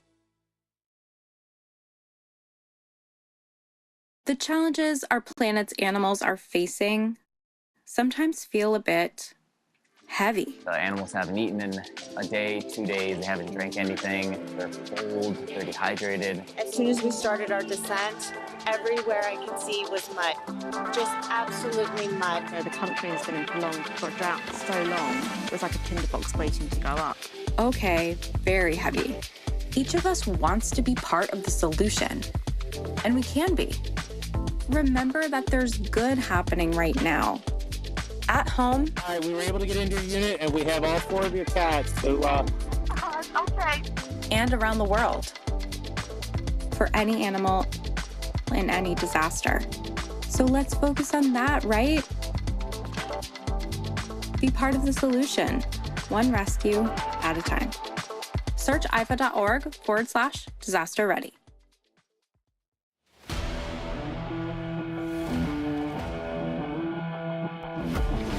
Cowboy State Daily Show with Jake continues on a finally Friday into the weekend, and the weather is going to be compliant. You're going to love this. Good weather because of this guy. Don Day weather forecast for the state looking really nice. Don, I in our household, I'm trying to put together a 1-year plan maybe of moving from Jackson to Buffalo. So the wife and I are always comparing weather. And I'm under the impression of that Jackson weather is perfect. I mean, cold in the winter, but usually perfect, not windy. And Jackson's been winning lately. Jackson's 70 and sunny today. Buffalo, not 70 and sunny. So yeah, it makes a big difference on what side of the mountains you're on. I guess. I mean, well, Buffalo is influenced by the Bighorns a lot. The Bighorns a lot, Canada a lot, the Plains. I mean, the climate difference is significant. especially with wind. Buffalo can be a pretty windy place at times. Yeah. And then the southeast part of the state, which is, Cheyenne, Laramie, you're seeing maybe a little bit of rain today. A lot of their weather is sort of Colorado's weather, I guess. Well, yeah, sometimes. Yeah. And that's the point. I mean, the weather today in the southeast is still going to be wet and cloudy and dreary and cool. And there could be a few strong thunderstorms in the southeast. Where the weather really gets good for everybody starts tomorrow. Yeah. So tomorrow, everybody. But the northern and western parts of the state starting to get under the influence of this high pressure ridge coming in. But we're still looking at a really nice weekend. Warmer temperatures. The sun will come back out for areas that haven't seen it in a while. And the chances of thunderstorms aren't zero, but they're a lot lower. And a nice, not real hot, real fast, which is important to melt that snowpack slowly. We don't want to lose all that snow we got. Well, we've been adding to it lately in some areas. All right. Yes. So, you don't want to jump into hot weather in June too quickly. Now, I do think the second half of June, we are going to warm up. But for another week here, temperatures are going to be, I'd call it moderate. Yeah. Okay. I like the forecast. Good weekend forecast. On an unrelated topic of just crazy, we're going to have, we had on yesterday, Mike Schmidt, and he was talking about the state lawmakers. He's a House representative. And they were thinking about cloud seeding and whether silver iodide works, whether cloud seeding works. I don't want to get into that whole complex subject, but I think is the idea to encourage precipitation is by putting some kind of small particulate matter in the sky so moisture has somewhere to go and collect. Is that the idea when it works? That's the idea. The thing that I don't think a lot of people realize about cloud seeding is that you need to see the cloud that's going to rain anyway. You're just encouraging it to rain a little more. Yeah. Okay. You just can't magically throw silver iodide in the air, expect a cloud to form and rain to start. Right. So you're encouraging that cloud to be a little more efficient at making rain is what you're trying to do. Got it. Yeah, you can't take 70 and mostly sunny and make it, mostly cloudy and rainy. You can change from partly cloudy to mostly cloudy, maybe with cloud seeding. Yeah. The whole weather modification topic is a deep rabbit hole that we can go into. But I do think there's a basic misunderstanding of how it works. Yeah, I think you're right. Yeah, you got to have something to create something. You can't create it out of nothing. I get it. But you have created a fantastic weekend of weather. I like it tomorrow and Sunday, and even extending on to Monday, Tuesday a little bit. Looks pretty nice, right? Yeah, I think we're going to go into well in next week with some, I'd call it just typical, just really average June weather next week. All right. I can buy that. Thanks, Tom. Have a great weekend. You too.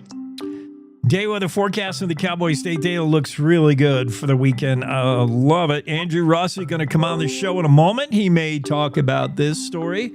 The $1.7 million lighting and concrete repairs are the first step in order to open the Green River Tunnel. Remember the I-80, Interstate 80 outside of Green River. Remember that fatal multi-truck accident, multi-vehicle accident, closed the tunnels down. That was 4 months ago. Hard to believe.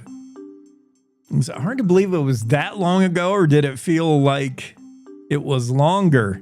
It's been down, that whole workaround. I have not traveled it since the closure of the one tunnel. The westbound tunnel is closed, so now the eastbound tunnel serves as two-way traffic.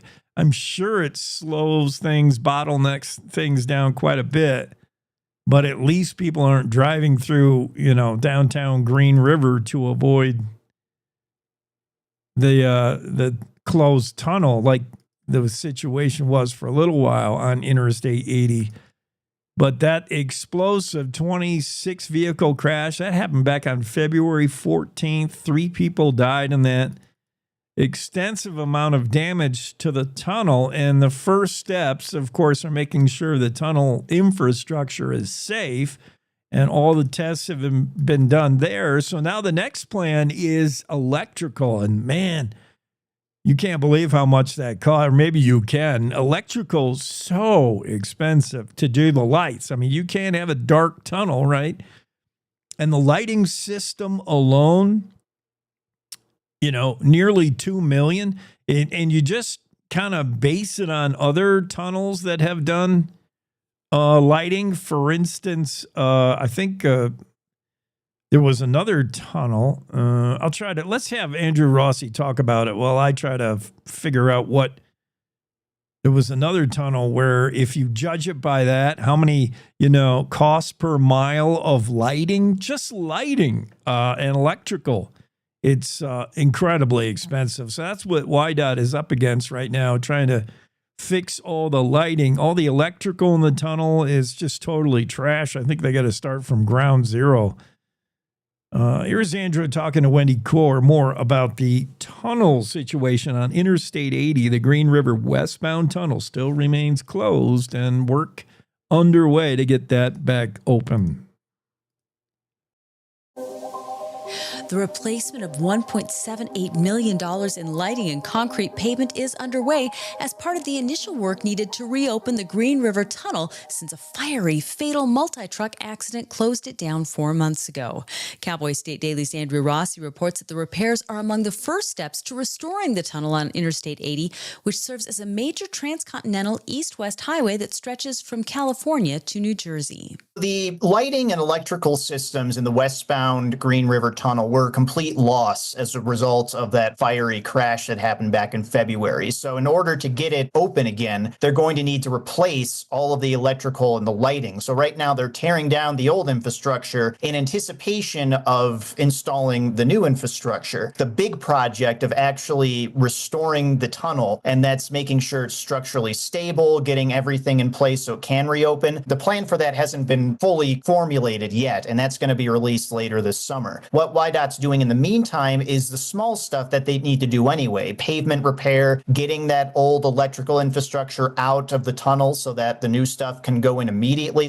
The westbound tunnel has been closed since the explosive 26-vehicle crash on February 14th that resulted in the deaths of 3 people. An extensive amount of repair and reconstruction remains before the tunnel can reopen to traffic. That's what state highway officials have said.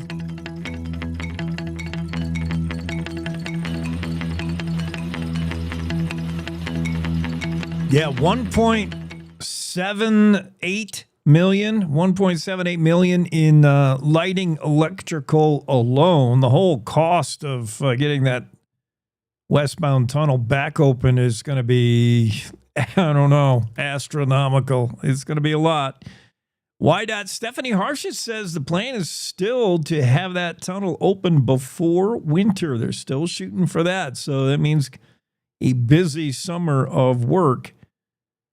I cannot find other tunnel that cost,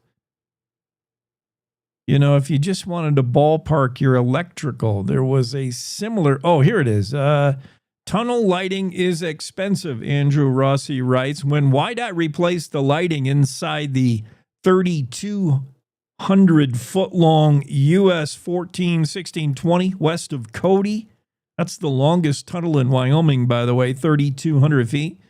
It cost over $5 million to do the lighting in that tunnel alone. So, yeah, just do the math.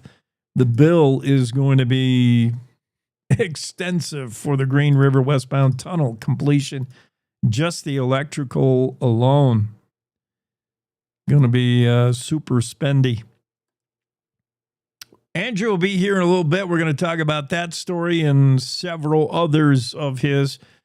Let's switch gears now to Justin George. And the Wyoming Supreme Court yesterday granted Cheyenne Regional Medical Center's motion to dismiss a lawsuit over a little girl's death. What that means is it'll send the lawsuit back down to district court. So Wyoming SCOTUS says the hospital's motion to dismiss did have merit, was granted, and that'll send everything, the lawsuit, back down to a lower court. What this is over is the death of a 7-year-old girl, Amelia Young, 7 years old, died in 2021 after she was misdiagnosed and discharged from the emergency room of the hospital despite having symptoms of tracheitis.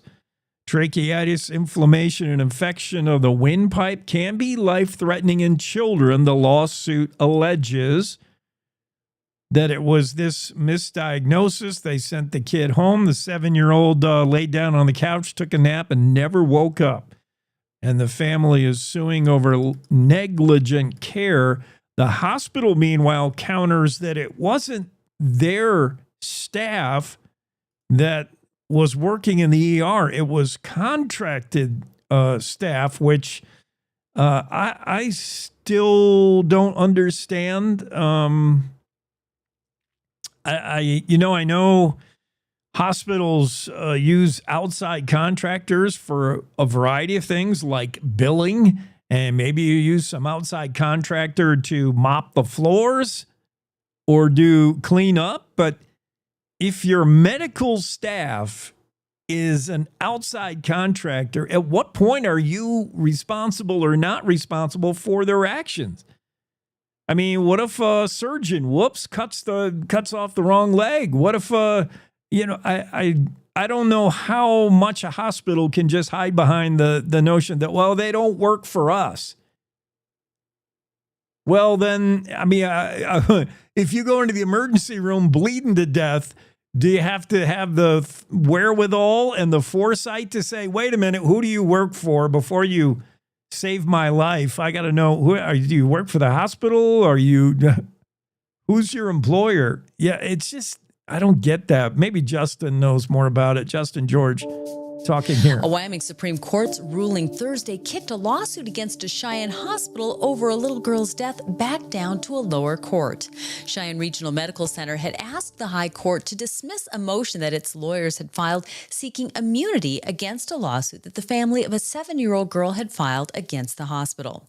Cowboy State Daily's Justin George reports that the hospital is basing its argument on the Wyoming Governmental Claims Act, which affords public institutions legal protections. The lawsuit stems over the death of a 7-year-old girl, Amelia Young, who died in 2021 from tracheitis, which is a pretty common illness, but one that can be fatal with children if it's not treated. Her attorney claims that she was misdiagnosed and was sent home from the ER without treatment, and she died the next day. So the family has sued Cheyenne Regional Medical Center. But what's interesting about this case is that the hospital is fighting it mostly on the basis that it's not liable under Wyoming law because it was contracted physician's assistant and nurses who worked on and examined the little girl. So that's what makes this case different than most. The hospital had asked the courts for total immunity, which was denied, and the hospital appealed all the way to the Supreme Court. In recent months, the hospital asked for that appeal to be dismissed as its legal strategy had shifted, and the justices granted that motion on Thursday.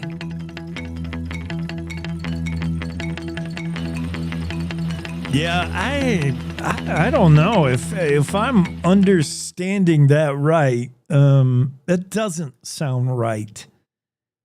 It doesn't sound right. If somebody is providing medical care in a hospital, then the nuances of who they're working for me, cease to exist. You could expect medical care, and if you get bad medical care, if you're misdiagnosed, if there's a malpractice situation, I don't like the idea that the hospital can say, well, they don't work for us. That's that's I don't know what that is. That doesn't seem right though, does it? Where are we with, Andrew Rossi's coming on. And so I don't want to do a lot of Andrew Rossi's stories. I'll wait and let him explain to us, what his stories are about. How about yesterday we had on Reed Reisner? A lot of folks commenting on his appearance on the show and the story. Reed Reisner, if you missed it yesterday, he's the fourth generation Wyomingite entrepreneur who maybe you remember him. He made a run at John Barrasso's seat for U.S. Senate. He did pretty well in the Republican primary. I mean, for a guy who before that was just about a nobody, not too many people knew who Reed Reisner was, and he did pretty well challenging Barrasso unsuccessfully. And now you see Reed's name in the news for being the guy who's offered to buy TikTok from the Chinese. And he's put $47.45 billion, $47.5 billion bid to buy TikTok. He's not the only guy who's who's put the bid out there. And by the way, you're buying it from a corporation called ByteDance. ByteDance is owned by the Chinese, essentially. It's a Chinese company, so it would be China, the government, that would have to decide whether the deal can go through. So far, ByteDance has rejected all offers to purchase it. And now there's a deadline. So the ultimatum from President Trump is we're going to just turn TikTok off and we're going to make it unusable in the U.S. There'll be no TikTok in the United States. So ByteDance has to make a decision. Either we go dark in the United States or we sell to somebody. And the somebody could be Reed Reisner.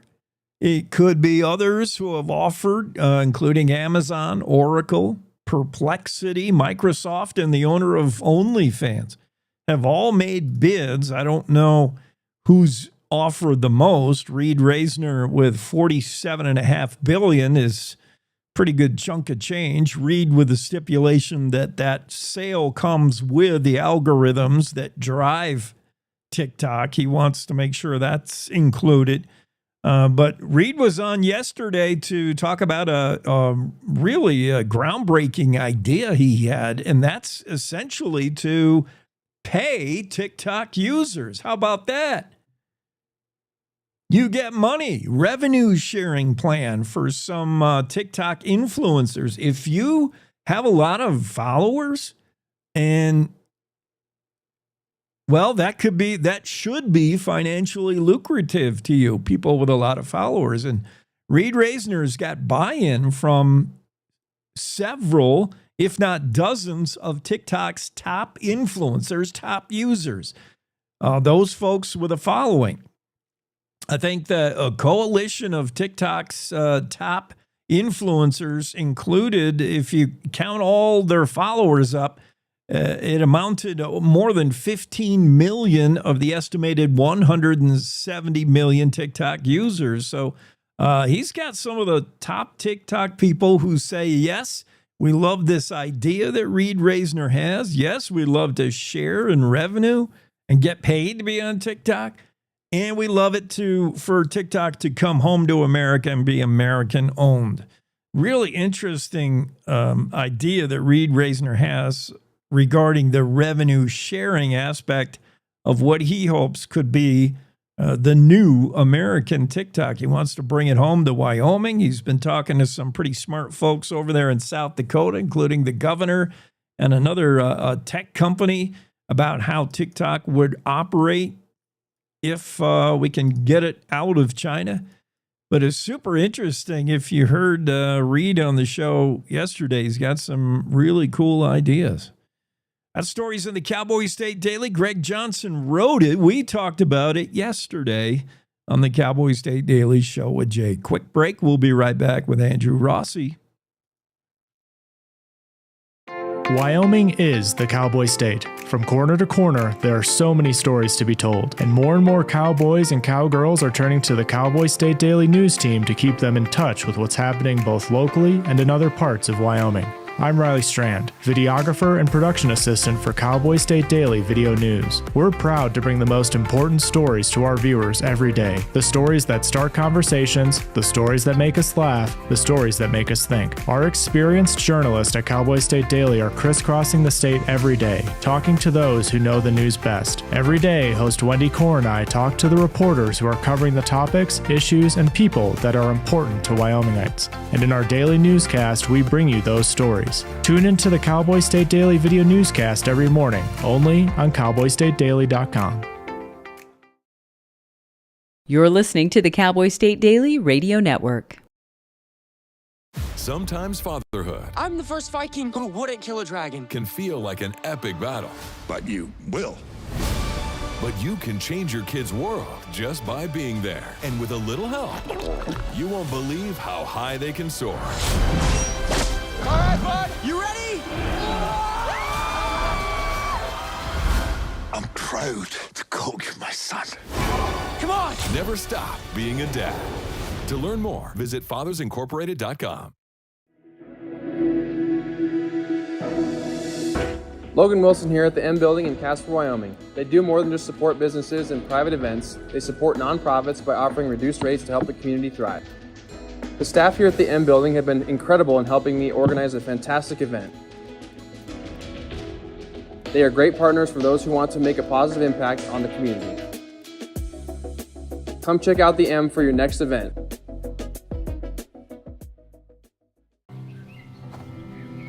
For decades, I've taught you everything I know.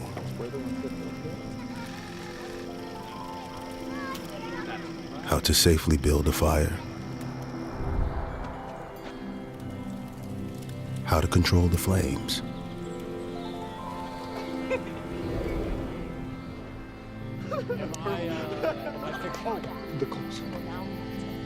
What to do with hot coals. How to secure your chains. There's no sparks.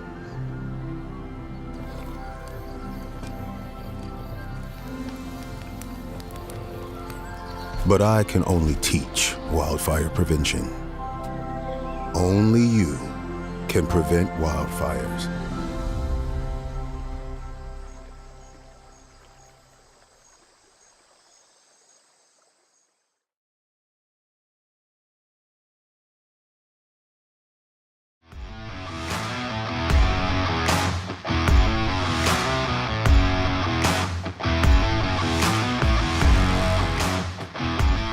Cowboy State Daily Show on a Friday continues. Rossi in the room. Andrew, what's happening Friday?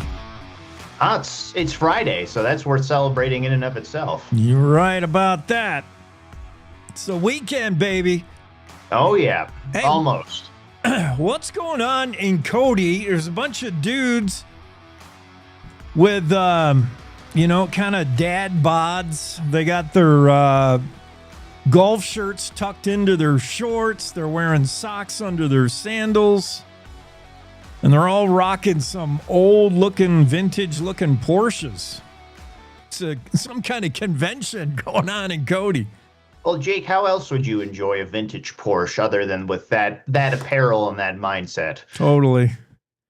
It was part of the Ramshorn rally, so they were only stopping in Cody for the night. It's actually a 5-day, 6 nights rally that goes through Montana, South Dakota, and Wyoming, just taking their vintage Porsches on windy roads off the main highways just so they can enjoy the experience of driving a vintage vehicle, which includes having 3 different auto mechanic companies in tow that can repair all the parts if anything breaks, or if your Porsche breaks down, they can wheel it into a trailer, get everything fixed, get it back on the road. Yeah, because the thing about old vehicles is they do break down. Why would you purposely? Oh, yeah, I'll sign up to buy something that's old and unreliable. But these Porsches, oh my goodness. To be in this club and be a part of this rally, you got to have an older one. These air-cooled, something pre-1989, I think. Yeah, 1989 and older. So air-cooled vintage Porsches in that sense. I spoke to one of the participants, and he said the newer Porsches are just too good So take that as you will. But the whole allure of this thing is being able to tinker with them, which I mean, I don't have a vintage car and I don't quite get the allure, but from what I understand, half the fun is tinkering with it and making these improvements if you have the money to put into it. Yeah. I mean, it sort of creates hands-on buy-in, so to speak. If you are that part, that in tune with your vehicle, I could see it. And of course, I mean, it's a Porsche. It looks cool as can be. And you talked to somebody I know. I love Tony Orsillo. I mean, Nick Orsillo. Nick's a cool dude. He's from Wilson. Him and his wife, I know him. He's got. I did not know that. Yeah, I'm pretty sure he's got a landscaping business. Is how I know him. And I did not know this. You didn't know I knew him, and I didn't know it was a Porsche guy. I certainly didn't know about this backstory of his buying this one from a little old lady who just took it to church and to rallies. And what a cool thing. Nick explained how he had to work her for a while and convince her he wasn't just going to flip it, the vehicle. He was going to buy it and keep on doing what she was doing with it, showing it off at rallies. Yeah, he actually has several Porsches, but he specifically chose this one as his rally car. And he had the conversation with the woman who was the original and only owner of this particular Porsche. And she said, "Are you just going to buy it to sell it?" And he's like, "No, we want to use it." And the whole time that they were on this rally, this is the first time they'd taken that particular Porsche on a rally. They were sharing photos with her of what they were doing, and she was delighted by it. Aww. So I guess that's a testament to just the culture of Porsches in particular, because I spoke with the organizers. They do other car rallies, vintage car rallies, and they kept getting 25 people who wanted to bring a Porsche to one of their rallies when the whole idea was they wanted diversity of vintage cars. So they created the Ramshorn rally just for Porsche owners because there was such a strong interest in people wanting to cruise around with their Porsches. So that's there's something to be said about how passionate people are about this particular car. And they must love, I could see the attractiveness of these rallies because not only do they look alike, dress alike, they think alike. It is a culture of vintage Porsche people. They're probably of the very similar mindset. I bet when they get together, they're all thinking on the same wavelength. Oh, yeah. Well, yeah, I guess you'd have to be on a similar wavelength. You're fixing more or less the variant of the same car. So that's going to get you to a certain headspace. Yeah, the discussion begins with, did your transmission break the way mine did, or whatever it is. You're like, it's a good conversation starter. Just make sure the conversation doesn't begin too early in the morning. I love this story. It is just funny from the beginning to the end, the way you wrote it and approached her. Andrew Rossi's story about Rock River goes into lockdown, which I kind of joked in Rock River amounts to like the one deputy sheriff driving through and telling the early morning paper boy, "Hey, go home, kid. We got a shooting going on." That's lockdown in Rock River. There's not much to lock down, I would imagine. It's 6 a.m. And also, how else are you supposed to deal with a cockle-doodle-doing rooster if it annoys you other than a shotgun? It seems like to be the snooze button of choice for me. I think it's the only logical option if you're annoyed with a resident rooster that just won't shut up. My first choice is to go for the shotgun, especially in a residential area.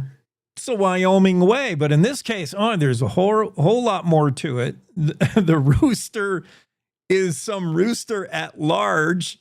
He's just a known rooster around town in Rock River, and one of the two dudes shooting, I don't know how many actually pulled a trigger, is wanted in Texas for shooting roosters or something. See, that's what I think is the funniest thing. The guy wasn't arrested for shooting at the rooster. He was arrested because he had outstanding warrants.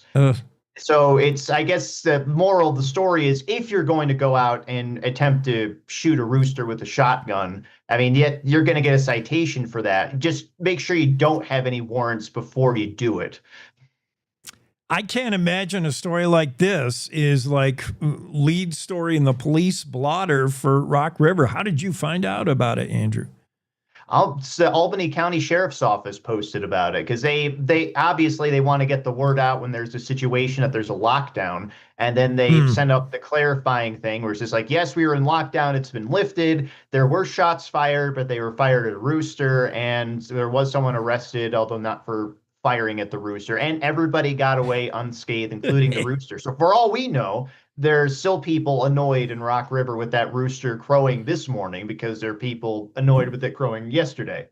Yeah. The sheriff's office said the rooster is a person of interest, a rooster of interest. They know about it. They've never been called specifically to dispatch it. And if they were, they'd probably use a shotgun. But they said they knew about this rooster. Apparently he's noisy around town. It's just so weird. Well, I like the idea that law enforcement did more than explain. You know, sometimes you don't get much out of them. You get, lockdown, and lockdown lifted. Public should be considered safe, and that's all you'll get. And I love that they gave you a little more details. Well, it turned out to be a guy shooting at a rooster, and then you have to explain that a little further. And it turns out and there was an arrest made. And by the time you get to the end of it, Andrew Rossi's written a pretty funny story about a rooster in Rock River. Well, I mean, let's be honest with ourselves, Jake. This is not one you're just going to let go. I mean, I imagine sometimes there are lockdowns that are enforced and lifted and there's nothing interesting going on or something serious that you can't really joke about. But two people shooting a shotgun at a rooster and then one of them gets arrested for outstanding warrants, that's too good to pass up. Oh, yeah. You had to be licking your chops to get into that one. A little more fun than this story when it involves money and, repairing the westbound tunnel on Interstate 80. We learned that, just for starters, to fix the electrical and do the lighting, we're talking nearly $2 million. I mean, YDOT's facing a pretty big project getting that tunnel back open. Stephanie Harsha hopes it'll be before winter hits, but first steps are being taken, right? Yeah, these are the things that YDOT knows they can do now in anticipation of the much more intense work that's going to start, I imagine, later this summer. So what they're doing is gutting basically the electrical and lighting systems in the tunnel because those were totally destroyed in the February incident with the explosions that claimed 3 lives. So they're doing that. They're doing concrete pavement repair and just a few other things that they know they can get done. But the bigger thing, the bigger repairs and restoration of the tunnel, that's still being developed. The design of what that's going to be is being put together. They're hoping to have that finished by the beginning of July so it can be open for bid. And I imagine the price tag for that is going to be much higher. But these are the things that they know that they can do in the meantime so that once that big work gets started, once it's finished, they won't have to worry about these smaller pieces. So it'll make it that much easier to get the tunnel open to traffic, which they're still saying they want to get done before the beginning of winter. Now, whether that will happen, who's to say? It's construction. There's always delays and complications, but they seem very determined to meet that objective that they've set for themselves. Well, we saw YDOT fix a mountain in Teton Pass pretty fast. This will be similar undertaking. This is going to be a lot to get that tunnel open by winter. Clock is ticking. Now's when you want to do it as we get into summer. Have you driven that since and do the redirection into the eastbound tunnel? Have you done that yet? Honestly, Jake, I don't know if I've done it ever. I've been in Green River before. I just don't think I've ever gone through the tunnels. I drive through the Cody tunnels all the time, but that's a different thing. But I can get an idea of how much work would have to go into getting one of those up and running and ready to go again after an incident that was that intense. Yeah. Can you can imagine why the money, we're looking at $1.7 million just for electrical and lighting. You could see it. They're short tunnels. I just wondered how it's going now with everybody having a funnel through the one tunnel and doing oncoming traffic. It's got to be a slowdown, but what else are you going to do other than detour through Green River? And that's not fun for them. Yep. I mean, it keeps traffic flowing, and that's the priority is to keep everybody going, make sure everybody gets to where they need to go and get it done safely. So I imagine there's grumbling, but that's better than what the alternatives would be. As you said, just redirecting through Green River, that'd be a nightmare. What's your weekend involve? I've got a couple of things I'm looking at. I'm revisiting an interesting incident from 2014 up near Missoula, where a bunch of Boeing fuselages fell into the river. So that'd be kind of interesting. And I've got some other things that I think our readers will enjoy the weekend content coming up. Though I guess I do have to put a caveat: nothing quite as humorous as the Rooster in Rock River. Right? That's one of those things that just comes gift wrapped, and you just have fun adding the garnish. You're not going to top that one. You've raised the bar pretty high now with a Rock River Rooster at large. Guy with warrants in Texas shooting at it. School lockdowns. It's got everything. Everything you want in a story. And then Andrew just puts his touch on it. And yeah, it's a fun read. Check it out. Thanks, Andrew. Have a good weekend, Jake. You too. Cowboy State Daily show with Jake continues here on a Friday. Check out the Andrew Rossi stories. The serious one about YDOT having to spend serious money on just the lighting in the tunnel under repair on Interstate 80 outside of Green River. Andrew also has a story about that crazy rooster. Cock-a-doodle doing at 6 in the morning. Come on. But a shotgun is not safe, kids. And the Porsche rally that rolled through Cody. Vintage Porsches. Pretty nice. Big shout out to Nick and his wife. He's got a nice Porsche. We got more, a lot of guests coming up, a lot more show coming up. Cowboy State Daily show continues after top of the hour news from most of our affiliates.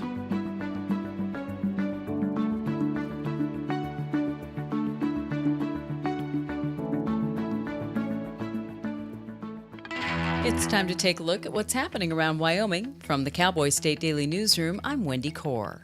Wyoming lawmakers on Tuesday advanced a state constitution amendment proposal that, if enacted and approved by voters, would remove the Constitution's structures for property taxes.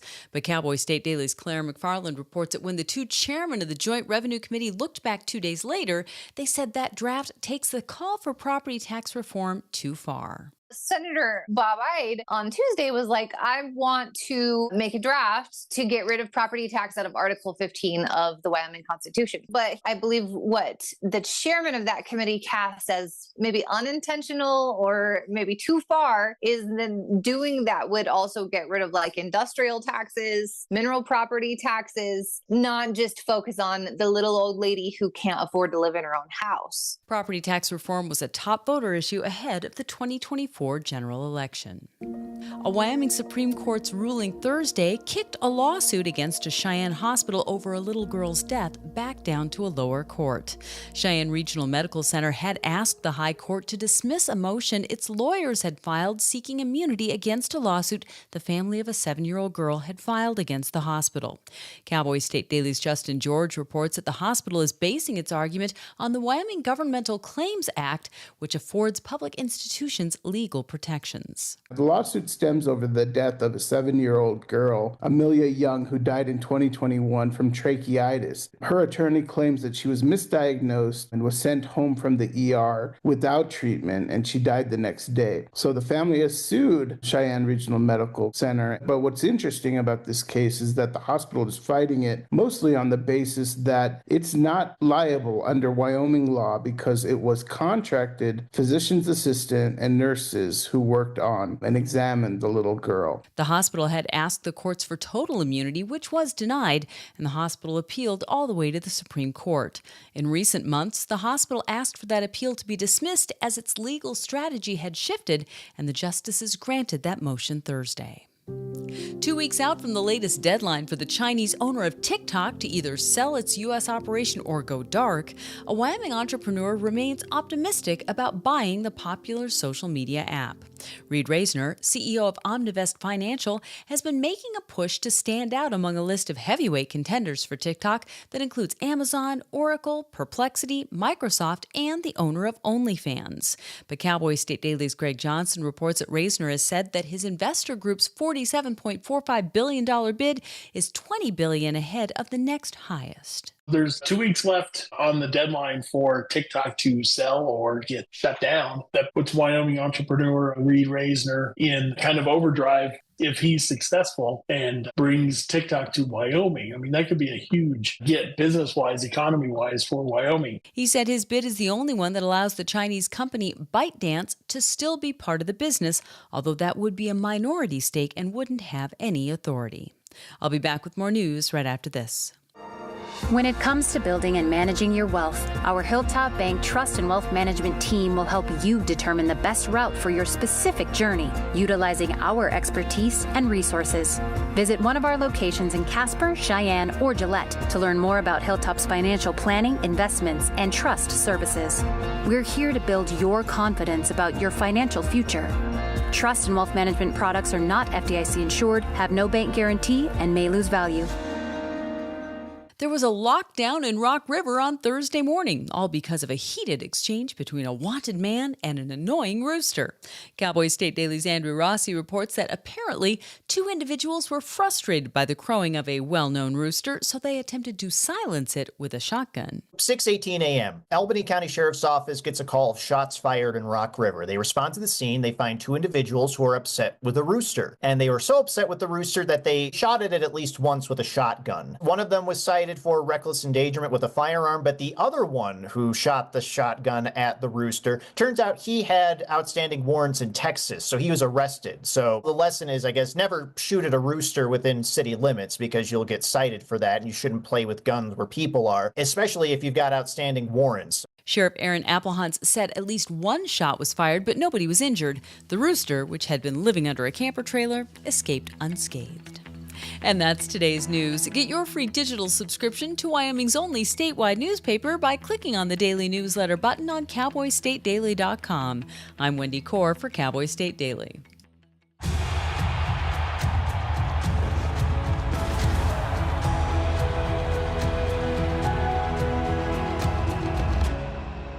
Breathe. Love what you do and you've already won, my parents used to say. My parents whose smiles were my first finish line, who championed respect, whose resilience built mine. Even more than I wanted a gold medal, I wanted a heart of gold, like the mentors who were my balance beams refusing to let me down, and the coaches who spoke out to anything out of bounds, heroes who never stood on podiums, but stood up for me. Every shot I made, give the assist to those who since my youth were referees, ready to blow the whistle and end abuse.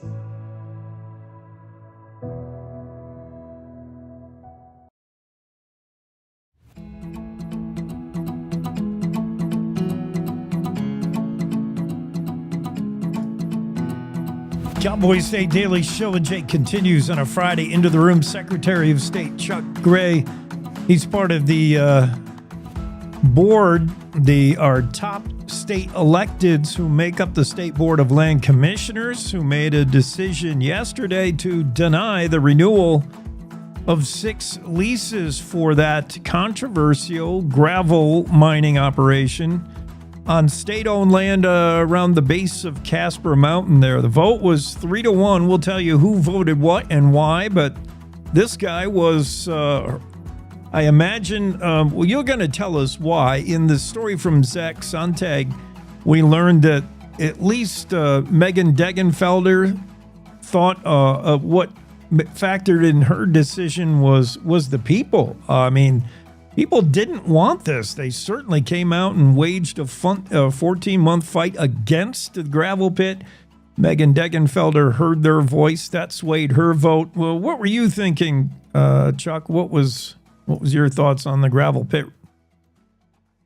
Well, I think there are a lot of reasons. I mean, basically the necessary authorizations could not be attained.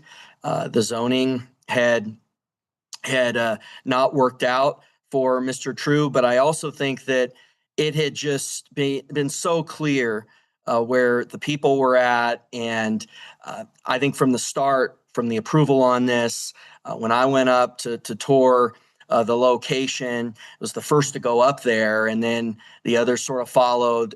We really just wanted to represent the people of Wyoming.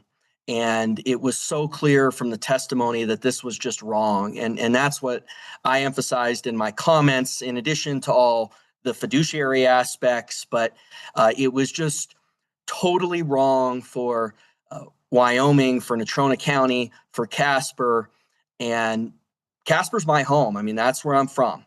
And, the governor always tries to roll his eyes when I say that. But I think that was an important message here yesterday at the meeting, was how wrong this was for the people of Casper. That's why we really tried to have the meeting up in Casper to emphasize the public comment.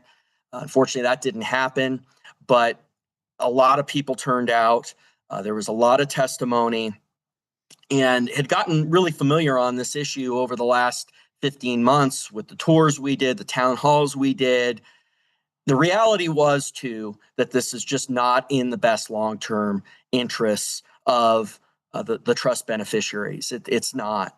Yeah, and the findings, Secretary, and you can tell me, the findings are more than just people said, we don't like the dust, we don't like the noise. There were actual violations. You worked with Wyoming DEQ, and you're looking at, stream setbacks or whatever. You found stuff, unfortunately, Kyle, true of Prism's logistics, that kind of one strike and you're out deal. What did you find that you didn't like? Well, there was some lease violations that everybody was on board with from the state land office had occurred, and they acknowledged that those had occurred. Now, Mr. True got up and said that in his opinion it hadn't happened, but in the board materials it says there was a default on the lease. Now, the state land office said that was remedied, and there was a lot of discussion on why individuals, and great testimony on why that remedy really had not happened. And so that lease default played a huge part of my decision, and the authorizations weren't there. There was no attempt to attain the necessary authorizations. And from a legal perspective, I think that played a key role into the decision making, because Gordon has really tried to emphasize this interpretation of the fiduciary duty that I think is out of touch with where the board has been at for decades. Now, I think the interpretation of the fiduciary duty that I've had is in line with where past boards have been at. But in order to get a majority, really wanted to take the lead on this. We really tried to form a coalition around some of these principles. Now, Gordon still wouldn't vote to not renew the lease. He declined to vote here, and Treasurer Meyer voted to renew. But in terms of getting to a majority, which required the support of Megan Degenfelder and Christy Racinas, these legal arguments did play a key role. The default, the water issues that had been really testified to. Jason Knopp had great testimony on that. I'll never forget the first time I got a tour of the location was with him in 2024 in late February, maybe early March. It was when we first took that tour. And I think the will of the people won out here. I think it was a great day for the state of Wyoming. Treasurer Meyer didn't feel that way. Gordon was unclear, as often he is, on where he was at, which was kind of interesting. If we could dig more into that later, and some of the things that are being claimed on that. But I think the people of Wyoming won on this. I do want to, talk about why Governor Gordon chose not to vote, or why we think so. But first, I want to understand more about this board. The OSL has been in the news more than ever, and I'm not sure why that is. Whether it's the disposition of the Kelly parcel, the recent wind power deal, and then this. The board is instructed to find the best use and has as you pointed out, a fiduciary responsibility to find the best use of state lands. What's important in your mind? Is each situation unique? Whether you're talking Kelly parcel, wind power, in this case, the gravel pit, each situation unique when you're trying to decide what's the best use of this state land. I want to listen to the people. What makes the most money? What are you thinking about when you're voting? I believe the fiduciary duty is much more complex. And if you look at the legal analysis, it acknowledges this is much more complex than just saying yes to every single revenue proposal that comes in. You have to see whether it is in a long-term benefit of the trust beneficiaries. And that's much more complex than, hey, are you getting a buck in 2026 or 27 or 25? It requires an analysis of the long-term costs of the project. It considers an analysis of effects to local environment, to other industries, to viewshed, all of those things. And central to that is the public comment on that long-term analysis. And that's where I think I diverge from the other members of the State Board of Land Commissioners who have gotten so into emphasizing that if there's a dollar coming in tomorrow, that's enough. I think we got a little bit of a normalization yesterday towards the past practices of the board, but I think Gordon, in his second term, has really tried to emphasize this kind of radical interpretation of what the state board should be doing, and that has led to these outcomes that are wildly out of touch with past practice and wildly out of touch with the values of Wyoming. You see that on this wind deal, where you have a Spanish company that wants to take the wind, use a water-intensive process to make hydrogen, and water, of course, is a precious resource. And from that, they're going to make synthetic jet fuel so that woke billionaires at Denver International Airport can say that they're green when they take their private jets to Davos. Well, that's not something that is consistent with our values. It's certainly not something that is in touch with the long-term welfare of the beneficiaries. When you look at the costs involved, the questions on the water. So I think our position has been much more about looking at the long-term, which includes public testimony. That's why we tried to have yesterday's meeting in Casper. Unfortunately, that was rejected.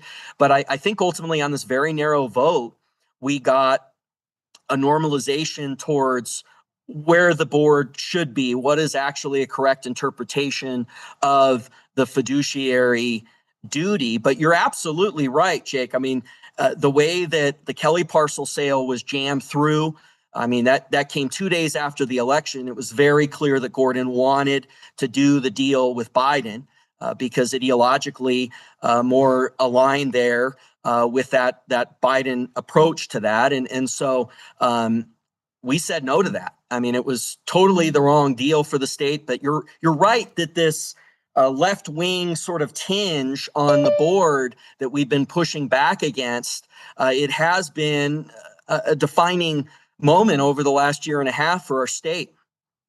I love every time we get the 5 top elected officials in the room, there's always good news that comes out of it. But I appreciate the fact that all 5 of the OSL board members bring a unique, view of Treasurer Meyer is going to be thinking about the bottom line. He's looking at lost revenue. So that's his vote in this case. It's also important to listen to the will of the people, read the room. Secretary Gray's particularly good at that. He's got his finger on the pulse. Let's talk about, though, one last thing, and that's Gordon not choosing not to vote, recusing himself. This is the governor who left more than half a dozen bills unsigned on his desk. He did regret, I think, that he didn't vote. He did offer comment, which, if you're going to comment, then you got to vote. I mean, I don't need to hear your comment if you're not voting. But he lamented the idea that this was not a binary thing, and he hates when things get black and white, when it's this or that. There's a lot of nuances in every decision, which is not untrue. But what's the takeaway from a governor who didn't vote on this? Well, yeah, he always resorts to these sort of poll-tested lines, but leadership requires decision making. And time again, just as you outlined, we see this dereliction from Gordon. And I think a lot of it is because truly in his true views, he's very left-oriented. He's very out of touch with where the people of Wyoming are at. You can see that with his background in the Sierra Club.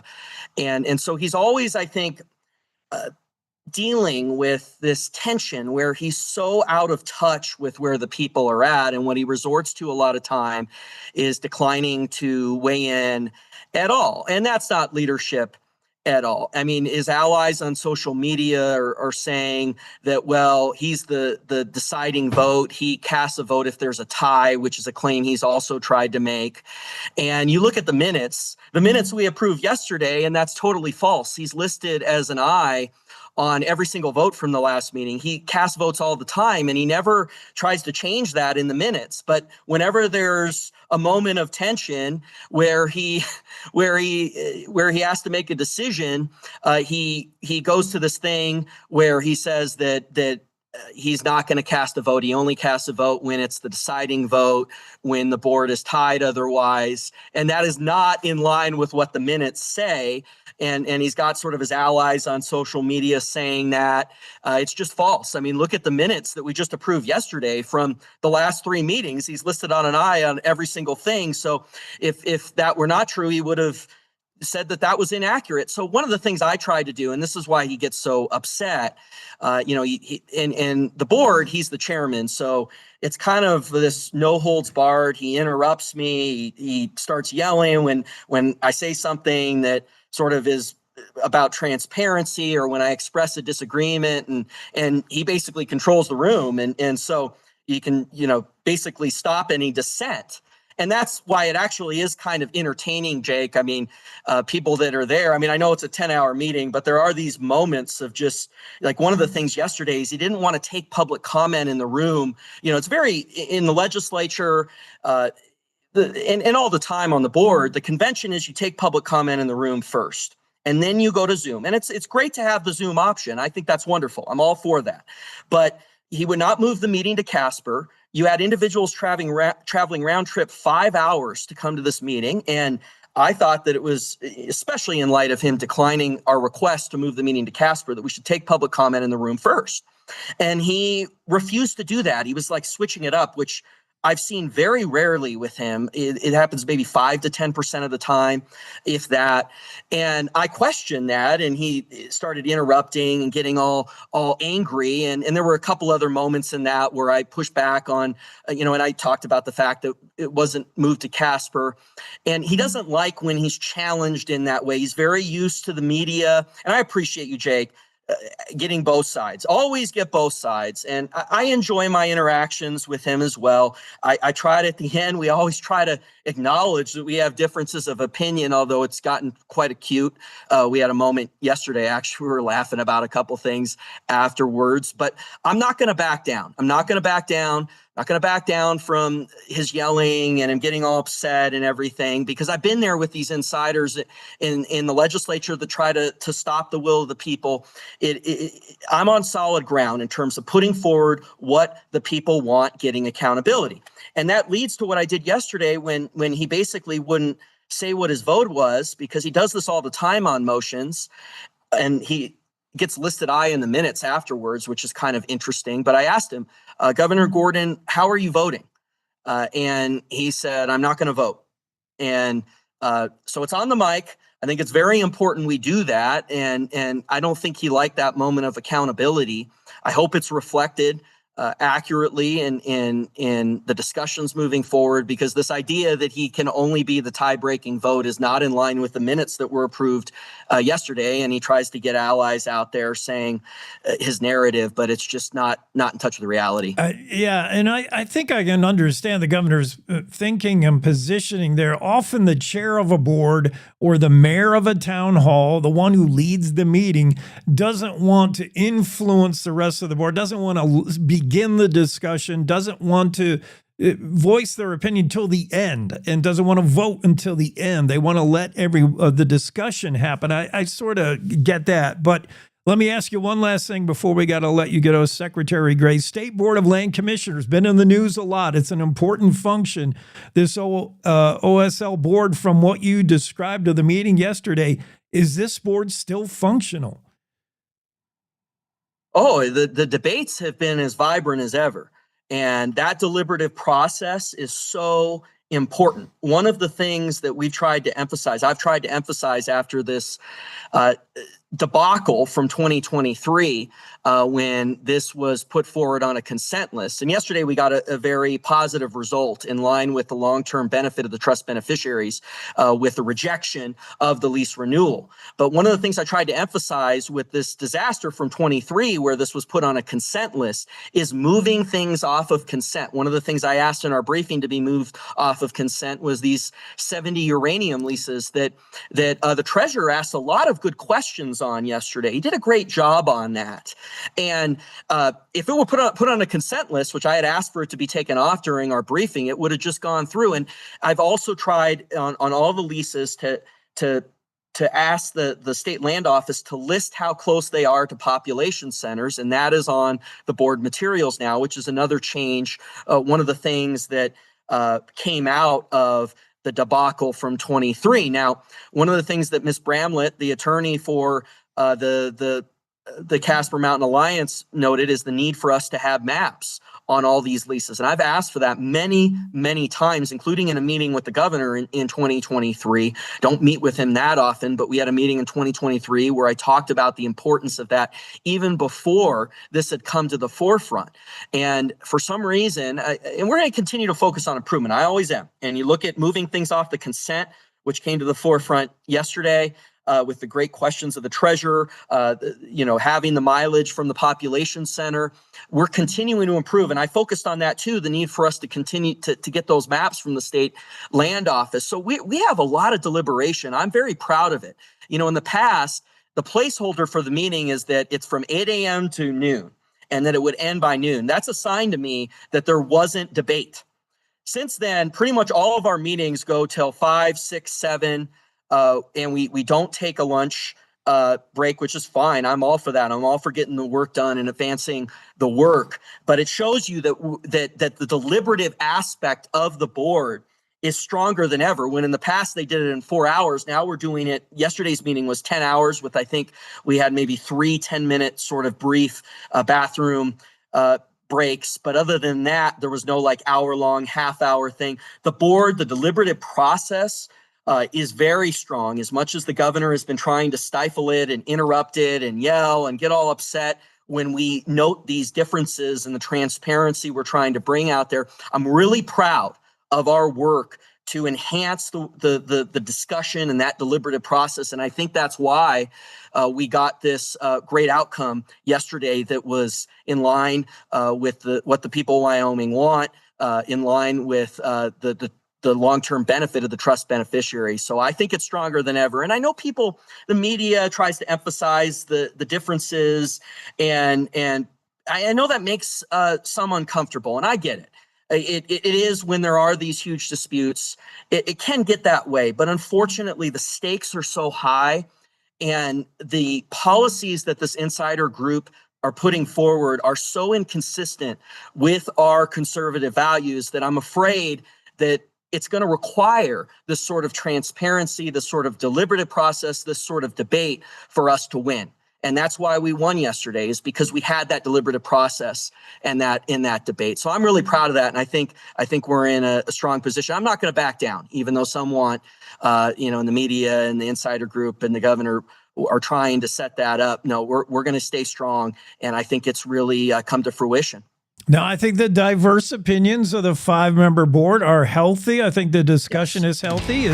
It should go long. And yeah, thank you, Secretary Gray. This is one of the 5 folks who make big decisions on state land, and a big decision made yesterday. Thank you for coming on.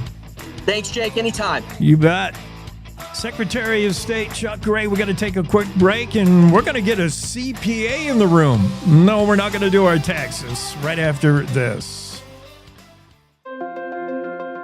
Wyoming is a big state. There's so much ground to cover, so many stories to tell. But the Cowboy State Daily News team is up to the challenge. I'm Wendy Core, host of Cowboy State Daily Video News. Whether it's politics in Cheyenne, energy issues in the Powder River Basin, or grizzlies in Yellowstone, our talented crew of experienced journalists are out there finding and telling the stories that matter. What's the best restaurant in DuBois? Renee Jean checks it out. What's the most recent Supreme Court decision mean to our everyday lives? Claire McFarland explains. How is the upcoming elk hunting season shaping up? Mark Hines lets us know.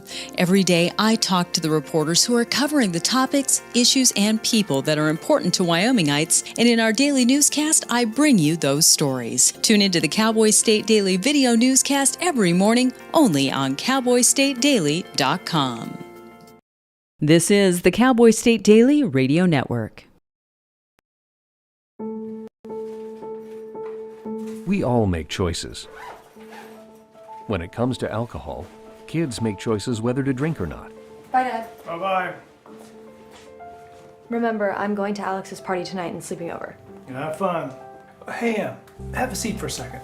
Remind me about that party again? Alex is just And adults make choices whether to talk about it. That's true of parents and every other trusted adult in a kid's life. Kids want to know our expectations when it comes to alcohol and other drugs. They want guidance and honest answers to their questions.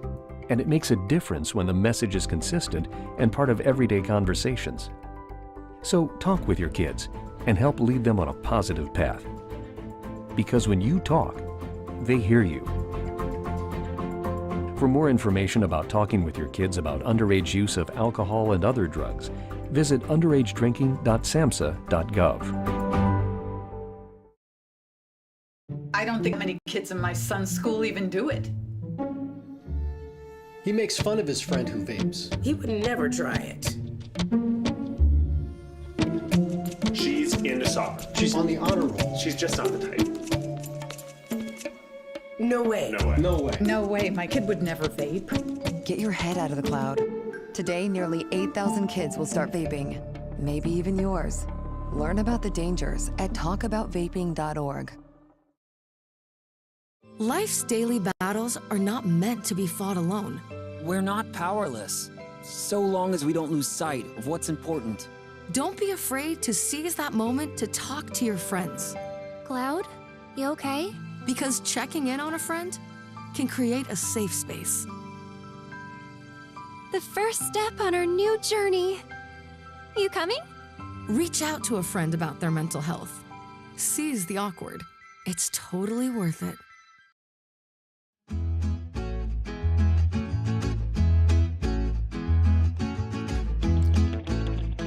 Cowboy State Daily Show with Jake continues here on a Friday, and let's go to the Zoom room. Let's welcome into the show David Pope. David Pope is, he's an accountant on steroids is how I would describe him. A CPA,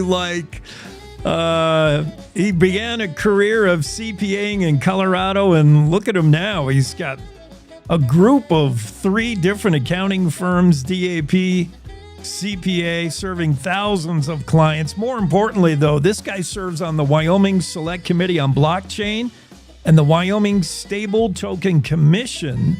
So David, I hope, is going to help us understand what the heck Bitcoin is and what digital currency is. And David, I read almost all, word for word, your 10-page presentation to legislators, Wyoming State Token Adoption Program, and all I got was a headache. You gotta help me, man. Your name came up in the story the other day about scamming. So let's start there with scammers. and they're, whatever the scam is, email or phone, scammers are trying to get you to pay money in the old days, it was using your debit or credit card. Financial institutions got wise to that. They built in safeguards, put guardrails up that made that more difficult. Then it was the gift card. Go buy this gift card thing. Now, the currency of choice, if you can call it a currency, is Bitcoin.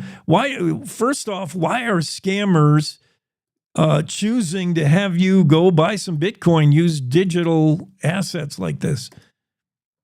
Well, I'd kind of like to start off first off, thank you. Thank you, Jake, for having me on.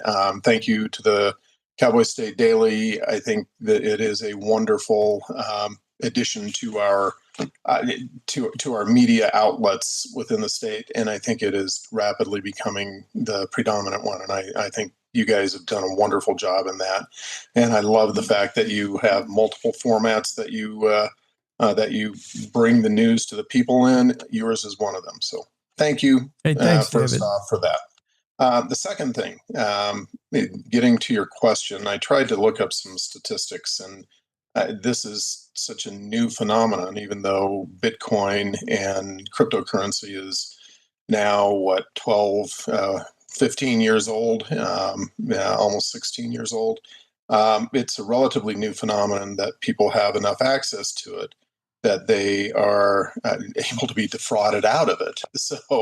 And to be used in some of these scams. So I couldn't really find reliable information on how prevalent the use of cryptocurrency is in these scams, as opposed to the US dollar in the form of gift cards, in the form of bank transfers, in the form of even cash. And it's, the couple of things to keep in mind: the technology used to perpetrate these frauds is getting better every single day. There's a video I saw on X that it says, play this video for your grandparents. And if you watch the video, it's a series of simulations that look completely and utterly real, yet it is 100% AI generated. And it looks like real people, real places, everything. So when you get a video on your phone of, in my case, it would be one of my grandchildren, that shows them sitting in a chair tied up crying, it could be fully 100% an AI representative of your grandchild and not real at all. Yeah. So you combine this with possibly a generation or part of a generation that isn't technologically savvy, and it's scary. And I will admit that is a problem that we have to deal with as a society, both in law enforcement, in education, and in every aspect of it. It's a cultural shift as we move along in the curve, and the younger people begin to get older and all of that. It'll become even more difficult to get them to fall for some of these scams. But for now, there is an outreach that's needed. Now, then the second part of your question is, why is Bitcoin becoming part of this? I don't know how much Bitcoin is used in these scams. Like I said, I tried to find some reliable statistics, but I couldn't.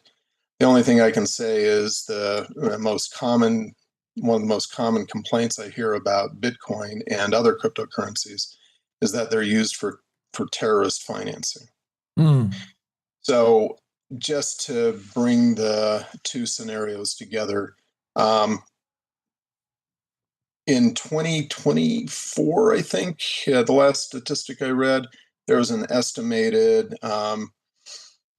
$25 trillion in, I'm sorry, no, $1 to $5 trillion in US dollar use for terrorist financing. $1 to $5 trillion, a lot. And that's a big spread, so that means they really don't know. But cryptocurrencies are estimated at 24 billion. So that's 0.5%, 1%, somewhere in there of cryptocurrency use for terrorist financing versus the absolute method of financing of choice, which is the US dollar and cash.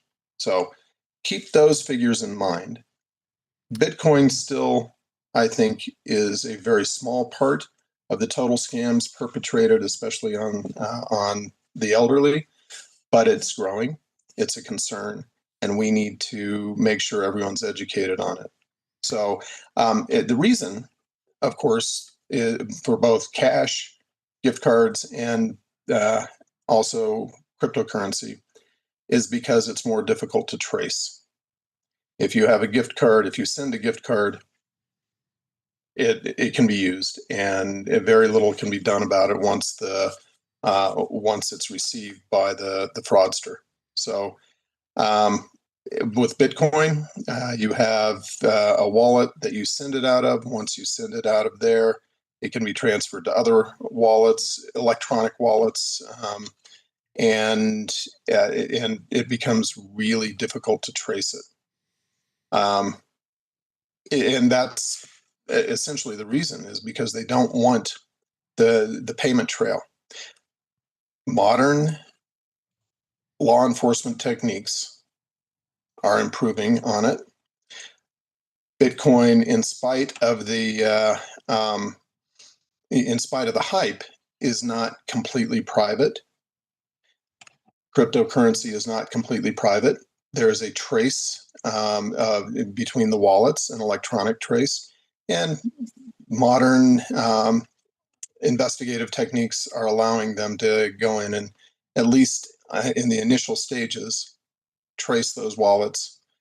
The problem is that you have relatively small amounts that this is done for. I get every year I try to have a representative of the FBI come over to our offices and educate my staff on the common scams now that we should help our clients watch for. And one of the things that they always talk about is the people perpetrating the scams want to fly under the radar, and do something that local law enforcement doesn't have the technology to be able to investigate. And the FBI is undermanned enough that it's difficult for them to go after every one of these. So what they look for is trends where there's a lot of activity in one area, and then they try and investigate those trends and see if there's a common perpetrator and go after them that way. Very, very difficult. That makes a lot of sense. It's like the old bank robbers, and they don't want to pull a big job at Wells Fargo because that'll alert the FBI. They want to hit little community trust banks, and the FBI doesn't care. It's too small change, but yet it's too big for local law enforcement. Interesting. We're talking to David Pope. He's running at least 3 accounting offices in the Cheyenne area and in Colorado, where you started. And you also, you sit on the Wyoming Select Committee on Blockchain, Wyoming Stable Token Commission. I want to talk about the stable token efforts in a second. But first, just to run back what you were talking about this, why is Bitcoin and cryptocurrency the currency of choice when it comes to nefarious stuff? And you mentioned how elaborate scams have gotten, and it's incredible, but it basically is as elaborate as they've gotten. It's the old pickpocket. That's why it's chosen, is the ability to the inability to run these back, to walk it back. When your money's gone, it's gone. It's very hard to reverse that transaction once you make it, once you're scammed. And it's also where the money goes later, its traceability or lack of makes it a perfect currency for bad guys. I mean, it's no secret why Bitcoin and cryptocurrency is the currency of choice for evil bad dudes with bad intent. I can see it. And the thing I want to stress is it's perfect currency for bad guys, because I also believe it's a perfect currency for good guys. And I don't want to overstress the bad element of it, because it is. I truly believe that Bitcoin and digital assets are the future. It is something that we have to deal with. We have to learn from unfortunately learn from the people that are doing bad things in order to stop them in the future. But really, I am a Bitcoin, I'm a decentralization, and I am a freedom advocate, and almost even more of an advocate, but an evangelist. I've been working in Wyoming as far as helping put together the legislative initiatives since 2017. So I'm going on 8 years here and doing this, and I remain as committed and as wide-eyed wonder-filled about this as I started out with. It is breathtaking technology, and I absolutely love what is coming down the road. And not only do you understand it, you are embracing it. Your presentation to Elected the Future is now Wyoming State Token Adoption Program. I mean, there's a lot to talk about, David, but we don't have the time. But Wyoming is uniquely positioned to be on the forefront of this tech. And it starts with, or I think it's going to start with, for Wyoming, trying to tie Bitcoin into actual money. Like, what is a Bitcoin? What's it going to mean? What is a token? Is a token currency, or is it a consumer token? I mean, so many questions that need answered. There's a lot to it. And so we're going to have you on again. But I appreciate the work you're doing for the state. Are we getting there? Is Wyoming going to be first in all of this stuff? And we are and have been first, and Wyoming has become a center for the whole effort. It's been a great transition, and it's also come with the legislature. Is, we talk often about the divisions within the legislature, and that's something that I absolutely love, the fact that there are divisions, because I agree with almost everyone's point of view in the legislature, maybe one side more than another, but we have to have those divisions. But in the decentralization, blockchain, and digital asset area, almost every one of our statutes is passed with supermajorities or unanimous. And you don't find that in Democrats, Republicans, different parts of the Republican Party, everyone coming together because of the future of this. Now, kudos to you for making it through my presentation, or at least part of it, without going to sleep. I'm an accountant. I'm not a writer, and so it is something that is a testament to your fortitude to do that. But and remember, I think I said on the first page, much of this is just starting the conversation. This is something which will require planning. It'll require statute change. It'll require all of that. And there's a question about part of it, of whether we should do some of it. But what I wanted to do was open this conversation, because I think that it would bring a level of transparency to the government that is absolutely unheard of in other states. It would bring a level of efficiency to our transactions within the government that is absolutely unheard of in any other state. So if we can accomplish even part of this, I think it would be a good thing for Wyoming. The efficiency inherently tied to blockchain and that kind of technology is undeniable. It's a reason why, look, legislators can all agree on one thing. Take note of that. Anytime we can get lawmakers and politicians to wholeheartedly agree on something. We must have something going right. So yeah, the future, Bitcoin, cryptocurrency, nothing to fear unless it's a scammer, and then you do have to take some precautions. David Pope joining the show. Thank you, David. You're welcome. Take care, Jake. You too. We got to take a quick break. We'll be right back here with John Holland after this. Want to stay in touch with what's happening around Wyoming? I'm Wendy Core, host of the Cowboy State Daily video newscast. From Mountain View to Upton, from Jackson to Cheyenne, our reporters are out there finding and telling the stories that matter. Every day, I talk to the talented journalists who are covering the topics, issues, and people that are important to Wyomingites. And in our daily newscast, I bring you their stories. Tune in to Cowboy State Daily video news every morning, only on CowboyStateDaily.com. You're listening to the Cowboy State Daily Radio Network.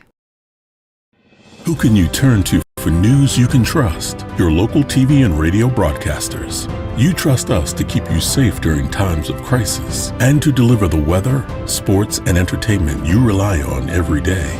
We bring you the facts you need to make decisions that matter. And as misinformation floods social media, you can trust your local stations to deliver the truth. Text TV to 52886 and tell Congress you rely on your local stations for trusted news.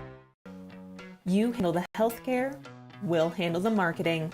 In need of a spark for marketing your medical practice?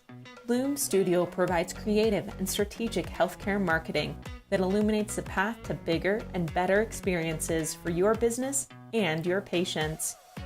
We specialize in branding and design, social media, website design, SEO and SEM, not to mention content creation, public and media relations, and marketing metrics to ensure you're getting results. If you're looking to increase your patient engagement and retention, enhance your community impact, and streamline your marketing efforts, our team is ready to help you achieve your goals. Contact us today and learn more at loomstudio.com.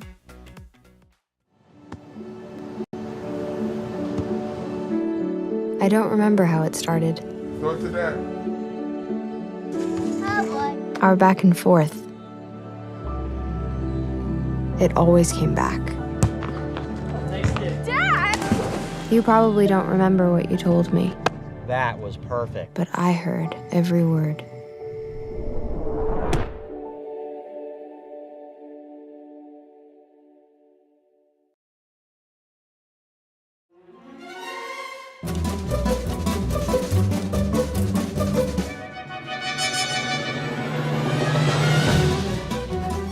Into the Zoom room, into the conversation, it's John Holland.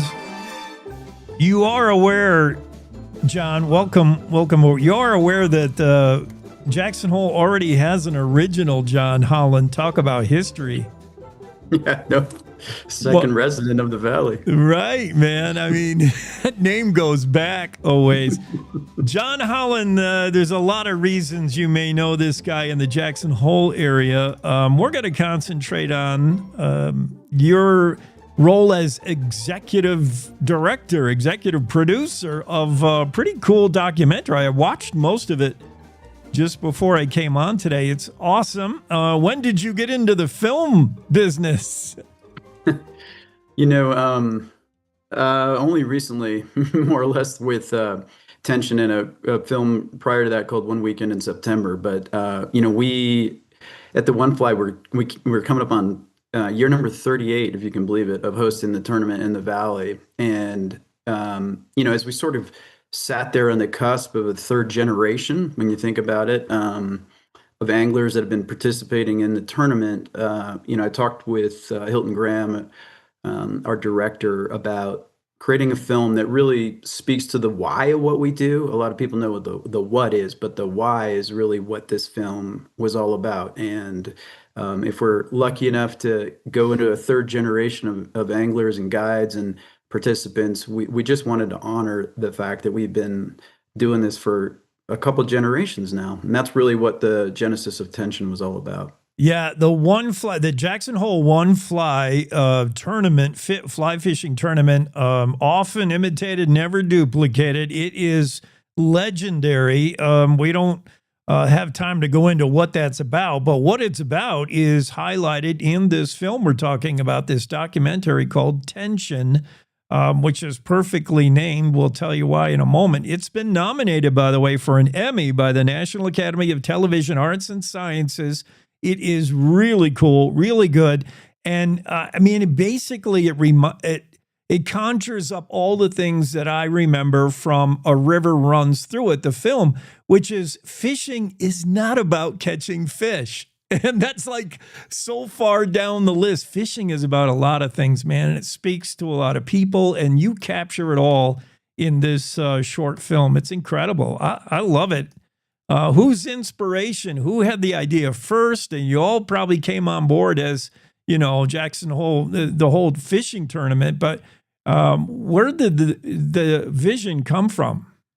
Yeah, the idea, was truly a creative one in terms of the perspective, the main narrator, which your viewers or listeners may not know, but we told the story of the tournament through the lens of the fly being the main character and narrator in the film. So that creative idea, it really kind of emanated out of Hilton and kind of some alchemy between him and myself and Chris Kitchen, who also was involved locally. So it was just a great alchemy of creative brainstorming around the idea of what is generational conservation. How do we portray that? And that's really the heart of the movie. Yeah, Spirit, the fly, the one fly you can use in the tournament. You're allowed only one. Lose it and you're out. Don't lose your fly, Annie. And you got to pick the right fly you think is going to catch the most fish. It's pretty cool. Stephen Van Beckham plays the role, I guess, of the fly in the film Tension. But you got some pretty cool people on board, including Boots Allen. I mean, fishing legend. Yeah. No, you know what's the best part about the story for me? Aside from having a chance to be a producer and telling a great story, is that these are literally all natural ingredients involved in this film. So everybody that you see in the film, they're all one fly participants, or in the case of Josie Allen, Boots' daughter, who's also featured in the film, The Next Generation. So we didn't go out and hire a bunch of people to make this film. We just looked within our community. And so to me, that's what I'm most proud of, is that these are real, authentic one flyers making what some people, seem to call a great film. Yeah. I mean, one of the first things I noticed when I started, I didn't have any idea what I was in for. I start the film and I start watching and I say, hey, that's Annie King. She's a fly fishing guide in Jackson. Everybody knows her. Exactly. Yeah, it's really good. I enjoy it. The tug, the tension, the movie, called Tension is all about that tug, which is, if you've ever felt, if you're a fly fisherman, anglers live for that tug, and it just represents a tether between mankind and wild, conservationist and environment, angler and trout. There's so much about that tension, that tug of the line, and you delve into it in this film. It's incredible. What was your day-to-day involvement as your role as producer? I mean, did you just let these guys go? You say these are award-winning director. They know what they're doing. Cameramen. What did you do day to day and in your involvement? Yeah, in some ways I was kind of wearing a lot of different hats, but primarily, I wanted to make sure the story was authentic to the tournament and the foundation of what we do. So in some ways, Hilton and Chris and his crew were really the cinematography, the storytelling, obviously the movie side of what we did. But I really just played the role of authenticity, helped, in terms of making sure this film truly reflected what we're all about. And not going too deep into the guts of the tournament, but the story, it was something that I helped Hilton with. And in fact, some of the actual words you just referenced in terms of the tug at the end of the film were particularly dear to me because I authored the closing remarks that you were referring to. So I'm an English major. I love telling stories and writing, and so I was a little bit of everything. I love the opening too, about that native saying. Great one. My favorite. What is it again? I love it. I mean, that sets the whole thing up. It's great. It's one of my favorite, and I knew immediately this is what we should open with. It goes. We do not inherit the earth from our ancestors. We borrow it from our children. And to me, that's what this tournament is all about: making sure the next generation has that same opportunity to fish this last truly great place that we've all come to know. But that makes makes sense. I mean, I told you it was deeper than just fishing. Board president of the Jackson Hole One Fly Foundation, it's John Holland, whose movie Tension. When do we find out if this thing wins? Oh, I mean, no, it's mid-July. I think it's the 17th, but I could be off by a couple of days, so it's coming up. I mean, nobody thought this film was going to be worthy of an Emmy. I think we got a little bit of feedback winning the International Fly Fishing Film Festival with Tension, which was the people's choice. So, we knew that resonated, but we'll see. I mean, it's just an honor either way, right? To be up for an Emmy. Yeah. I mean, just nomination alone was spectacular. Yeah, it's very cool. You can find it on, get it on the YouTubes. Just type in Tension, you'll find it. But yeah, it's pretty exciting news. And what is the future of the Jackson Hole One Fly, the tournament? I mean, it's still rolling. This thing's going to go on forever, I hope, long as we got trout and blue ribbon stream. Right. No, in many ways, this is now an institution. It was a tournament and then became a cause, and now it's an institution. And that's the goal, is to make sure that this tournament is around for the next generation and the generation that follows. Because the good work that we've been doing, I think we've been lucky that we've helped a lot of stream restoration projects, and we're not going anywhere. But I think the fact that we're on the cusp of 40 years tells you everything you need to know about where we're going. Yeah, and if you didn't know this guy, our guest, John Holland, he's been making sure that the old continues to live in new when it comes to Jackson Hole, whether he's restorating a historic block or a building in downtown Jackson and saving it for another generation, or whether he's promoting fly fishing. Jackson Hole One Fly Tournament, now a movie, and going to be soon an Emmy Award-winning movie. I just feel it. Next month, we'll know. John, thanks for being on. Jake, it's a pleasure. Thanks for having me. You bet. Cowboy State Daily Show with Jake continues. Top of the hour news break coming up. We'll get into a whole bunch more this day in history. It's D-Day, by the way, June 6th. And we're going to do a little rodeo and all kinds of other things. We only got a certain amount of time to go before we're going to break for the weekend. Top of the hour news now. Thanks for joining us this Friday.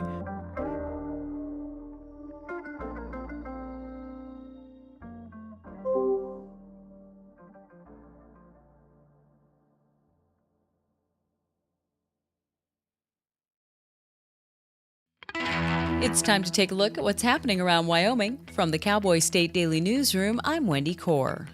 By a 3-1 margin, the State Board of Land Commissioners on Thursday denied the renewal of 6 leases related to a long-contested proposal for a gravel mining operation at the base of Casper Mountain. This marks a major victory for local residents who waged a 14-month battle against the development by Prism Logistics. Cowboy State Daily's Zachary Sontag reports that the decision represents an about-face from the board's initial vote to unanimously approve the leases. A few years after the project was brought, they decided not to renew the leases, and a lot has happened since then. You saw the county commissioners rezone this area to preclude it from allowing mines like this, and there were questions being raised about whether or not they had the authority to do that, if they would grandfather in this project, or if it would be moot. The change in opinion was encouraged by an army of residents and citizen scientists who brought new findings showing the threat of water and dust contamination to be greater than believed. Optimism around Wyoming uranium continues to drive investment in the state, with a $76 million merger announced Thursday, highlighting the state's reemergence as a uranium exploration hotspot. Premier American Uranium Incorporated's acquisition of Nuclear Fuels Incorporated creates one of the largest uranium exploration companies focused exclusively on American deposits. Cowboy State Daily's David Madison reports that the transaction centers on Nuclear Fuels' KC project in the Powder River Basin. It seems that every week there is news about companies merging, combining forces, and really expanding the footprint of uranium mining in Wyoming. This just happened at KC recently. It was a multi-million-dollar merger and is going to mean more mining activity in Wyoming. The company describes the KC project as unique among Powder River Basin properties because it's the only one where all three historically productive ore formations are known to be mineralized and potentially suitable for in situ recovery mining. A prominent Wyoming legislator says residents should be compensated for loss of property when huge wind, solar, minerals, or other energy projects displace wild critters. Toward that end, Senator Larry Hicks of Baggs is proposing a bill calling for companies to provide off-site compensation when there's an impact to wildlife that can't be mitigated on-site during energy development. Outdoors reporter Mark Hines explains. Like if somebody builds a 500-acre solar panel field and there's just simply no way to mitigate the effects of the wildlife there, why don't we have those companies pay into a fund? Then that money could be used to do compensatory or some sort of eco mitigation elsewhere in the state. There were some people from like the energy side of things who were saying we can see the wisdom of this, but if we put too much of a chilling effect on energy development, we could lose out. Cheyenne attorney Cindy Delancey, speaking on behalf of the American Clean Power Association, pointed out that competition is stiff among western states for big solar, wind, minerals, and other energy-related projects, and Wyoming risks losing its competitive edge by adding more conditions to the permitting process. I'll be back with more news right after this. When it comes to building and managing your wealth, our Hilltop Bank Trust and Wealth Management team will help you determine the best route for your specific journey, utilizing our expertise and resources. Visit one of our locations in Casper, Cheyenne, or Gillette to learn more about Hilltop's financial planning, investments, and trust services. We're here to build your confidence about your financial future. Trust and wealth management products are not FDIC insured, have no bank guarantee, and may lose value. A federal court judge has dismissed the case of a Wheatland man who sued Platte County Sheriff's deputies last year for sending him to jail rather than the hospital, despite his high blood alcohol content. Brian Hayes had a withdrawal seizure in the jail's shower. Court records show that Hayes should not have been booked into jail without a medical release because his blood alcohol content was above 0.3, according to jail policy. But Cowboy State Daily's Claire McFarland reports that Judge Scott Skavdal took issue with what he characterized as shortcomings in the laws around cruel and unusual punishment. He was struggling with the case law, saying, okay, the guy didn't look like he was having a medical emergency when he was admitted, so probably qualified immunity applies because there's not this clear crisis. Skavdal said Hayes' claims of false arrest and deputies' alleged deliberate indifference toward his health didn't carry enough evidence to overcome the deputies' legal defense of qualified immunity. And that's today's news. Get your free digital subscription to Wyoming's only statewide newspaper by clicking on the daily newsletter button on cowboystatedaily.com. I'm Wendy Core for Cowboy State Daily. Hi, I'm Susan Lucci. I never thought about heart disease until I had my own heart event. I had heard many times that heart disease is the #1 killer. It went in one ear and out the other, frankly. I never had a health issue. But suddenly, I had that pressure, that elephant pressing on my chest. By the time I got to the ER, the doctor decided to give me a CAT scan. I had a 90% blockage in my main artery and a 75% blockage in the adjacent artery. I received 2 stents in my arteries. Stents developed through research funded by the American Heart Association. That's why I'm in front of you today. I'm so grateful to the American Heart Association. Their research helped save my life. Put yourself on your to-do list. It could be the most important thing you ever do. Learn more about the American Heart Association's life-saving work at helpheart.org.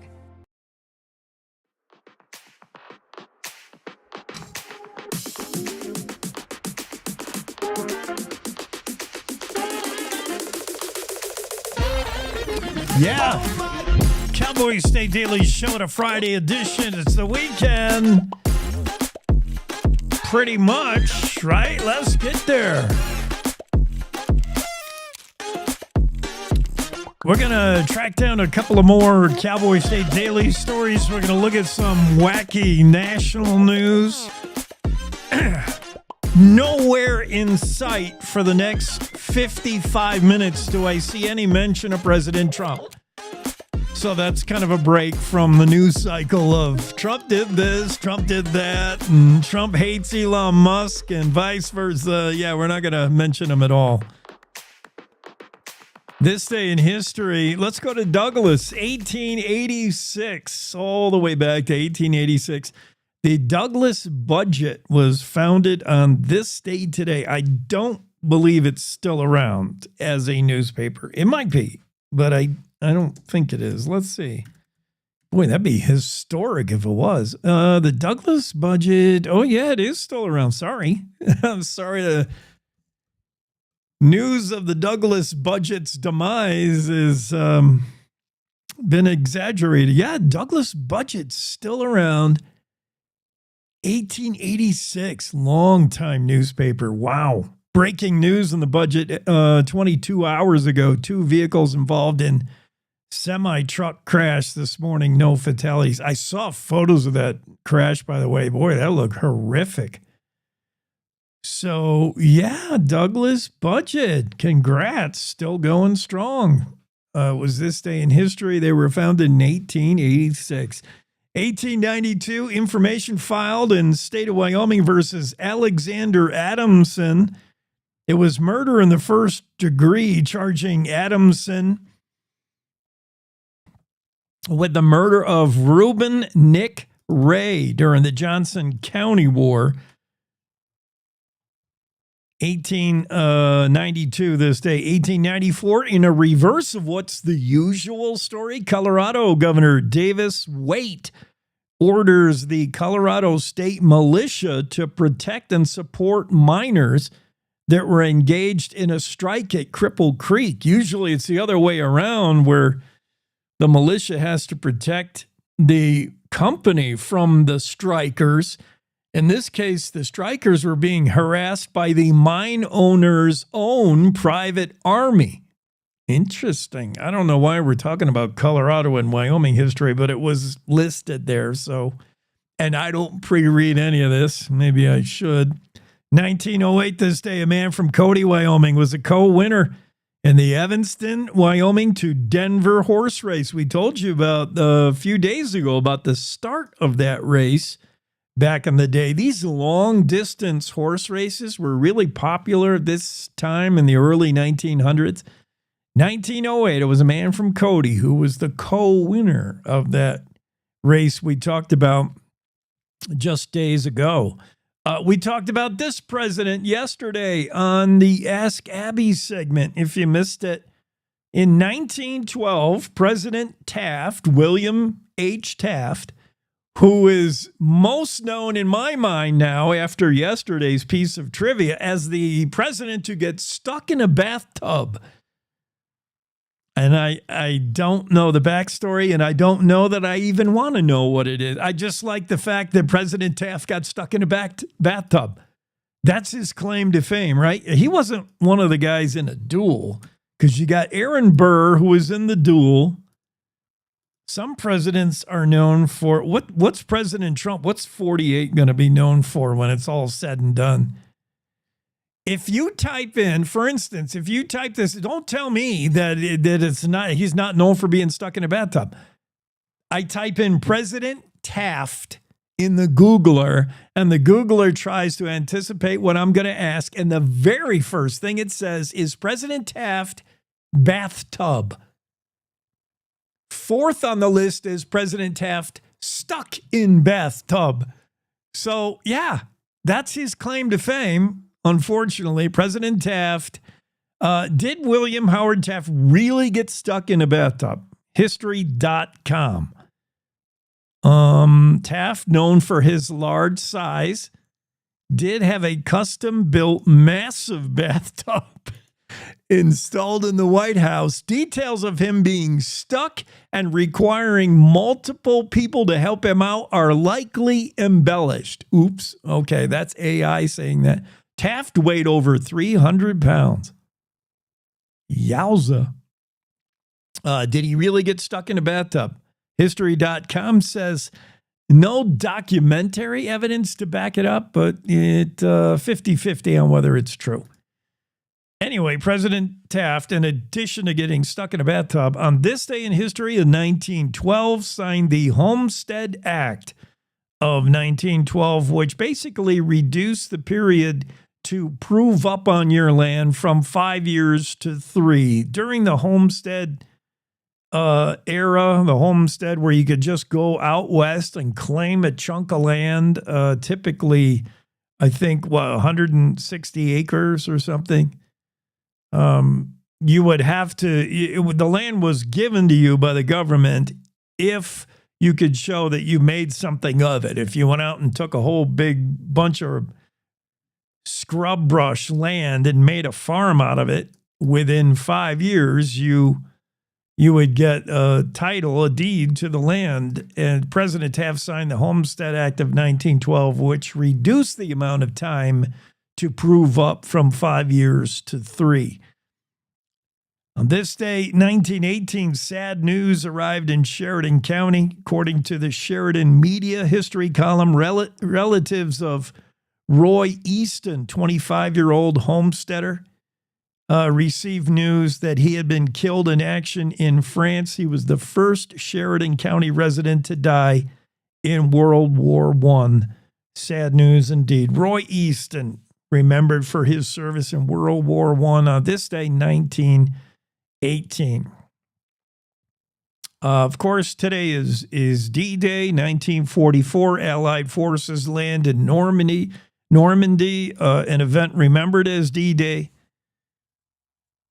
And many Wyoming folks serving in that significant event, war event in World War I. D-Day this day in June 6th. Wait, that would be World War II. Sorry.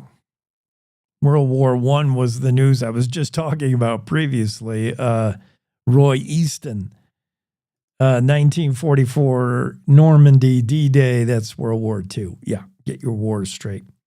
1948, this day, President Truman delivered a speech from the governor's mansion porch in Cheyenne. The speech, I have the whole thing written out here, his entire speech, but suffice to say, President Truman did begin with the right attitude. He said, "It is certainly very great privilege and pleasure for me to be here today." I think so. In the great state of Wyoming. He said, "I received an invitation from Governor Hunt. I called on him this afternoon. I think he is a good governor," said President Truman. Well, that's a good way to start your speech in Cheyenne. Butter up the listeners. Smart move. This day in 2017, Stephen Beegler installed as the new Catholic Bishop of Cheyenne.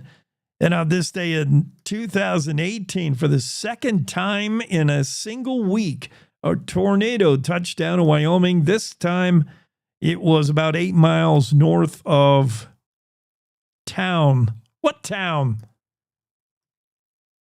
I assume Cheyenne, could be Laramie, somewhere in the southeast.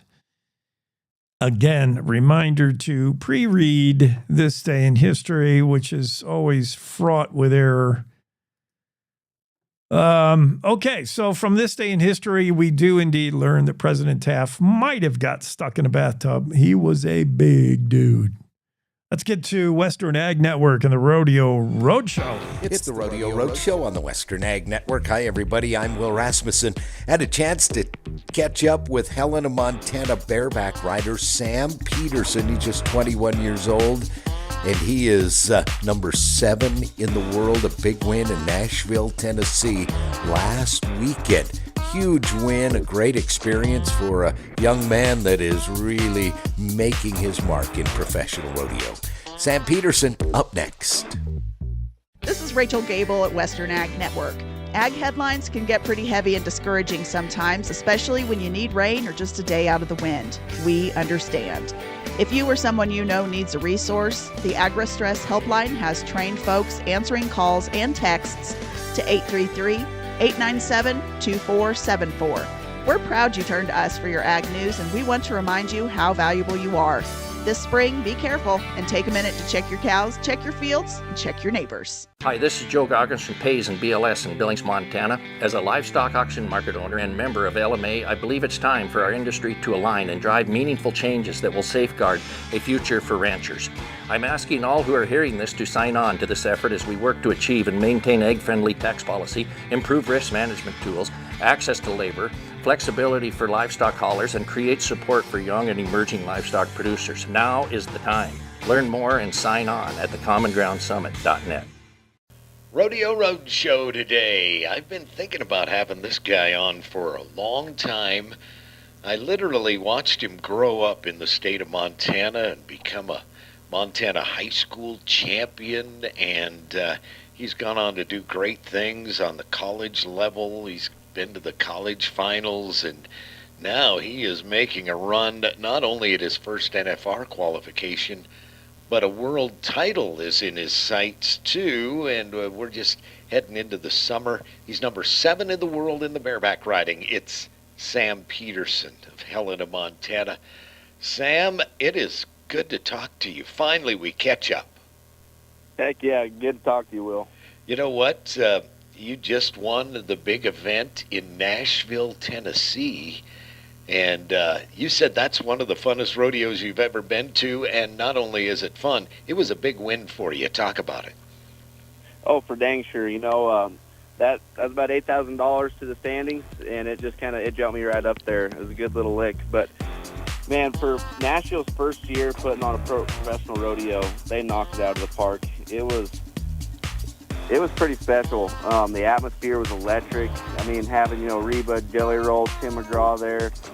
On the Rodeo Roadshow, I'm Will Rasmussen on the Western Ag Network. This is the Cowboy State Daily Morning Show with Jake. Yeah, welcome back. Thank you, Will, for the Rodeo Roadshow. Hey, a big thanks to our listeners. Big thanks for our guests first for dropping in. John Holland, who was just with us, said, hey, thanks for the opportunity. Our pleasure, John. We really hope that documentary film Tension, which highlights fly fishing and the Jackson Hole 1 fly fishing tournament. We hope that does indeed win an Emmy. It's Emmy nominated, which is fantastic news to begin with, but we'll find out next month if that film does win. It should. It better. And we heard from David Pope, who was on in the show earlier. CPA based in the Cheyenne area, runs 3 different accounting operations, serving over 2,000 clients. He's also on the board down there at the legislature in Cheyenne to talk about stable coin and Bitcoin and cryptocurrency. And he talked with us and our listeners and told you what to watch out for when it comes to scams and why people want to get your Bitcoin or use Bitcoin, use cryptocurrency as the way to scam you. It is essentially cash. And unlike other methods of getting your money, it's a transaction that can't be reversed typically and is very difficult to trace. So, yeah. Don't be afraid of the future of Bitcoin and cryptocurrency, but be afraid when somebody on the phone tells you to go send them some Bitcoin. That you might want to be a little afraid of. And thanks to one of our listeners who chimed in saying, appreciate Chuck Gray on the show, Secretary of State Chuck Gray. The listener said, I think he's fantastic. I think I would like to see him as governor. And We've asked Secretary Gray whether that's in his future, and I think his basic answer is he's kind of waiting to see what House Representative Harriet Hageman does. There's rumors she may have her eye on governor, but we'll see. The governor's race could get crowded or not. We'll have John Baggett, your buddy Bags, will be on the show next. He's ready to pop into the conversation. He's the Saturday host of this show which is a whole lot of fun. Cowboy State Daily Show with Jake, and it's Cowboy State Daily Show with Bags on Saturday. Bags will be with us after this. To the Teton Range, Cheyenne to Sheridan, Rawlins to Ralston. Cowboy State Daily Morning Show covers the state like no other radio show or podcast. We love Lovell. We're eager to share the stories of Story will crow about Crowheart and yodel over Yoder. Whether you make your home in Sweetwater, Chugwater, Powder River, or Green River, the Cowboy State Daily Morning Show will make you feel right at home. Jeffrey City, Atlantic City, we see you. Little America, Big Piney, you're on our radar. Howdy, Wapiti, Meeteetse, Shoshone, 10 Sleep, good morning. Welcome, Torrington, Riverton, Wheatland, Lusk, Lingle, Lander, Timber, Casey, Kerwin, Moorcroft, Mountain View, Moose, Fort Bridger, Fort Laramie, Fort Washington, Hannah, Hudson, Hewlett, Dayton, Daniel, and DuBois. We are east of Weston, west of Midwest, north of Newcastle, and south of Sundance. Border to border, we love Wyoming and every one of its communities, bar none. This is the Cowboy State Daily Radio Network.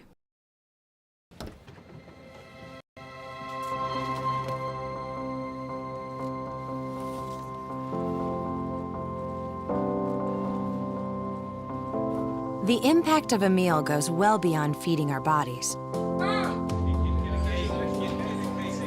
Food can open endless possibilities for people to thrive.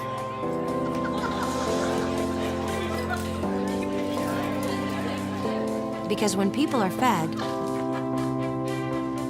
futures are nourished.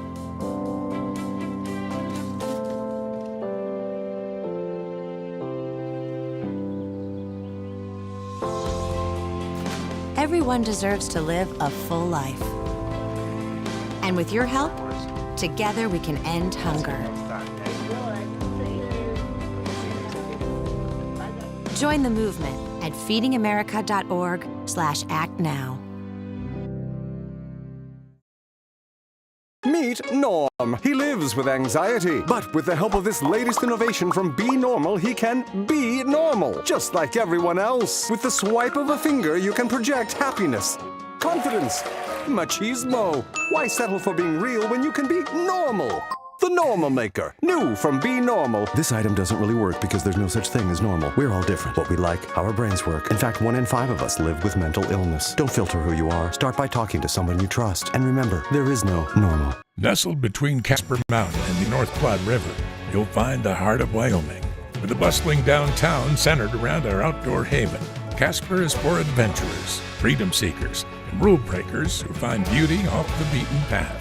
So untouchable history, a vibrant community, and uninterrupted outdoor recreation define your travel itinerary. Allow us to welcome you to the one and only Casper, Wyoming. Plan your trip at visitcasper.com.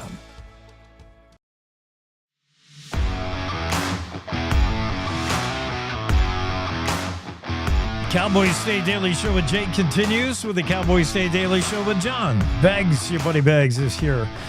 Tomorrow, he's going to tee up tomorrow's show. First, though, Bags, I wanted to talk about two guys in sports. You're a sports guy. Yeah. I thought... Wannabe. Yeah. I thought this was heartwarming, given most of the stories you see in sports are about athletes and their agents hunting big money, whether it's Juan Soto and his record-setting contract, or I know where you're going. Behavior of Shadur Sanders and how he's all about, the money and show me the money kind of thing in sports. The bling, baby. Sometimes there's the opposite of show me the money, and I love this story. Derek Carr, quarterback for the New Orleans Saints, turned down $30 million in guaranteed money. He retired early, had a year left on his contract. He was coming out of shoulder surgery. $30 million. And he basically thought it's not fair to just take the Saints' money. Oh, my goodness. And he said, I'll retire early, even though he could have sat on the sideline, collected a check, and made $30 million for doing nothing. He said, I can't, in good conscience, take As a Broncos fan, I wanted to hate Derek Carr when he was with the Raiders. Yeah. But I couldn't, because he's such a good guy. And this, to me, just shows exactly what I thought, that he makes decisions based on his life and his plans, and it didn't include beating himself to death. It reminds me of when Barry Sanders retired, at the top of his game. I mean, that's a long time ago for you youngins. Yeah. But he was the best running back in football, and he had just earned a big contract, and he walked away. He started getting beat up, and there was surgeries and injuries and so forth, and he walked away from it because it was the type of person he was. But yeah, I applaud Derek Carr, and he'll live a life maybe not crippled because of it. Yeah, and he said, it's not only about money. I've never played this game just for the money aspect, and boy, he proved it, man, with $30 million worth. On a related note, an ex-Denver Bronco, Von Miller, who now plays for the Buffalo Bills, he gets paid a lot to do a little, and he's struggling with injury. Not the same guy. But Von did a similar Derek Carr move where he acknowledged he's not the same Von he's always been, and he told Brandon Beane, the GM for the Bills, he said, "I know you're struggling, staying under salary cap and getting everybody paid." He said, "I will restructure my contract to help you save money. In fact, the final year I have on my deal, tear it up, write me a new contract, fill in the number. I don't even want to, I won't even look at it." Ring. Yeah, he said, "I won't even look at He the wants number." another ring, and the Bills can do it. That's my ring finger, by the way. Yeah, ooh. I think Bags is giving us the finger. I thought that was cool. Von Miller wants another said, ring, and the Bills. He's like, "Write the check. I don't care what it is. I want to play one more year." He wants a ring. Yeah. Yeah. Well, and they're putting some more pieces together, and I think, I could see why he would do that too if you're that close. Yeah. With Super Bowl, and they are that close, the Buffalo Bills, that's for sure. Hey, it's also D-Day. Yeah, buddy. Today is D-Day, June 6th. That I posted a little something. Deb and I went to Normandy Beach in 1999. And on that beach, there's I want to call it a statue, but it's really not a statue. It's more like a monolith. And it says on there, it talks about the invasion, that this was the beach where the Allied forces landed. And it was quite the experience. And again, nobody argues anymore that the greatest generation really did save the world. They certainly liberated Europe. So for those that are still with us, God bless the greatest generation. What was it like being there, John? Well, it was really cool because, I don't know if cool is the wrong word. It was very emotional, actually, because they've kept it very much the way it was after they cleaned up the beach. There's still pillboxes and machine gun nests. They've left them, and you're looking at it, you're on the shore looking inland, and you're seeing this, this hillside, and it just looked like it would be very easy to defend. And everybody that has seen Saving Private Ryan knows exactly what I mean. They were, sitting ducks, basically. The idea was just to overwhelm them with numbers.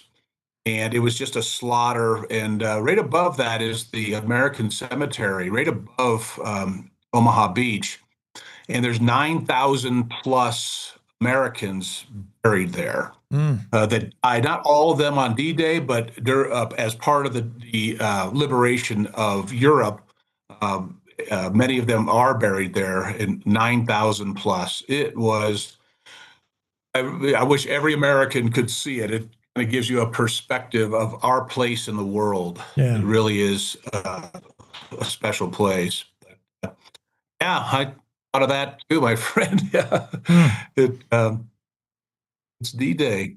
June 6th, D-Day. So I've got a wide-ranging, I'll call it, my show tomorrow, the 6 o'clock hour. My friend Tony Danforth. So he is one of the organizers of a group called Ignition, and this is a bunch of dudes, mostly dudes. There might be some ladies involved, but these are like grease monkey guys, the guys that either are professional mechanics or they're, in their garage rebuilding engines and so forth.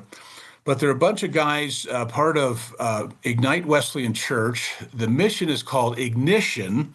Just coincidentally, the church became Ignite, and this mission was done in 2019. They started it, and they have repaired hundreds of cars. They've given away 31 vehicles for families that are low income, or there's some kind of financial difficulties. So I've invited Tony to come on. We're going to talk about that ministry that he has with a bunch of great dudes. It's called Ignition, and we're going to talk about how that it's developed from just fixing a few cars and doing some maintenance work, changing the oil for people who couldn't afford it, all the way up to now where they have this giant, state-of-the-art garage right there on the campus at Ignite Wesleyan Church, with a lift and everything that you'd see at a regular mechanic shop there. And on Wednesday nights, these good guys with just a heart for serving come in there and fix cars, and in some cases completely rebuild. And I have been there for a couple occasions when they've given a car to an unsuspecting family, which has been rebuilt and in just about, I assume, perfect running condition, to a family who had no idea that it was going to be gifted to them. And it was weepy stuff. Yeah. It was weepy, you bet. So, hey, 7 o'clock hour. This should be interesting too. I have the chief of the Bighorn Volunteer Fire Department, John Warder, was like the local contact for all the federal agencies that were involved with that giant fire we had up here in the Bighorn Mountains last fall, late summer, early fall. It burned nearly 100,000 acres. It was a shocking experience to see 1,000 firefighters were in this area, camped all over. And it was a battle for well over a month, like 5 or 6 weeks. But John Warder was the local contact, and so he has the inside information on how all that was done, and his experience with the fire. But also, we're going to talk about the upcoming fire season and the preparedness, getting your cabin ready. Just coincidentally, I'm up at the cabin. We just got the Wi-Fi hooked up earlier in the week, so my backdrop is a little bit different. It's 38 degrees up here in the Bighorns today, right. Jake. It's a little brisk. Whaler and I got up and got out and had to come back for another layer. So, and that's the 8 o'clock hour. I mean, wide ranging, right? This is your buddy Bag show on Saturday. Scott Watley has been hosting a outdoor talk show, when I say outdoor, hunting and fishing and everything that goes with it, show in Denver for upwards of 30 years. And Scott has the inside scoop on hunters and fisher and all the gear and the places to go. And whenever I have a question, anything about, should I buy this rifle? Should I, go here? What kind of boots? I go to Scott Watley, and he's going to come on in that 8 o'clock hour. So it's incredibly diverse lineup, that's for sure. Oh, my 9 o'clock hour. I almost forgot about that. That's we are in. I'm just spacing off who my guest is going to be here on it. I have my list here. Give me 1 second, brother. I'm still surprised that you have back-to-back a segment on I know it is. a segment on ignition, and then followed by Bighorn Fire Department. They don't like to hear the word ignite or ignition, but yeah. Thanks. I didn't think of that. Yeah, man, this is terrible because by 9 o'clock hour is a guy I've known for 40 some years, Larry Proetti. Oh, yeah. Who is KRAE in Cheyenne, KYOY in Cheyenne, sportscaster, radio announcer. That's terrible. I should have printed my list out. But like I said, I'm up at the cabin, and there's no printer up here for your buddy bags. But anyway, Larry Peretti and I have known each other 40 years, and he is legendary. He's been the voice, stadium announcer for the Wyoming Cowboys down in Laramie. He's done play-by-play for virtually every high school in the state, at least the 4A Cheyenne schools and Laramie, et cetera.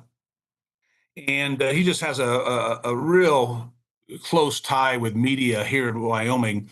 Also, my good friend Larry has just battled through some significant with cancer, and he's going to talk to us about his victory over. He's recovering. He's doing great. And when I found that out, that's when I reached out to him and said, "Hey, how about coming on with your buddy Bags, and we'll talk about radio for a while, and hopefully he'll be able to talk about his experience with his battle with cancer." So that's lineup. That's 4 hours. I think of it as 4 podcasts back to back, and a different topic. It keeps me engaged. If it was all the same topic, it could be impossible. Yeah. No, they were just gonna be slumping over. But I just admire you because I get to tune in every now and then, and I catch you, and man, 5 days a week. The cool thing is it's also just as wide ranging, from 15, 20 minutes apart. You're talking about and with somebody different. Yeah, it's the weekday grind. I'm jealous of you to be able to do the weekend fun, and each hour segment is different. I do. Mine is by design. I think Saturday. Of course, better than anybody else. When we hit the news pretty hard, and with Cowboy State Daily, we want to keep people informed and be a resource to them with the news. And I do, on occasion, take some of those great stories that our great writing staff do, and those are what inspire me. I need to get this guest on or that guest on, and so I do use that to book my show. But a lot of times it's just, what do I think is interesting, and what would I want to talk about with somebody for an hour? That's kind of the format of your buddy Bag show on Cowboy State Daily Saturday. Sounds like a fun one. Yeah. Tune in tomorrow, same time. Your buddy Bags is right here on the Cowboy State Daily Show with John Begga. Thanks for stopping in, letting us hear the preview. All right, buddy. Attaboy, Jay. Keep it up, man. I'll talk to you soon. All right, I got to kick the cat out. Are you doing the show from there, from your cabin? No. Okay. I think anybody that would know why I'm not is you, because of the equipment. Oh. That's the moving that equipment from where it is. I'm afraid to bump it with the vacuum cleaner when I'm at the, you know what I'm saying? Too well, because I will get there someday, because it is my goal to be able to do the show from up here, invite a in-studio guest up here, because I got to tell you, my cabin is nicer than my house. It looks nice. And it's very comfortable. Wow. Oh yeah, but I love it up here. It is our happy place, and it was one way for me to get my beautiful wife Deborah to move back to Wyoming with me, to get her this place up in the mountains, up in the Bighorns. Well, I love it. I covet your place. Next time I'm up in Sheridan, you have to get me up there in the mountains in the Bighorns. I promise. I got a rocking chair and a bottle of bourbon waiting for you. Man. So. Yeah. See you soon. Thanks, Bags. Take care.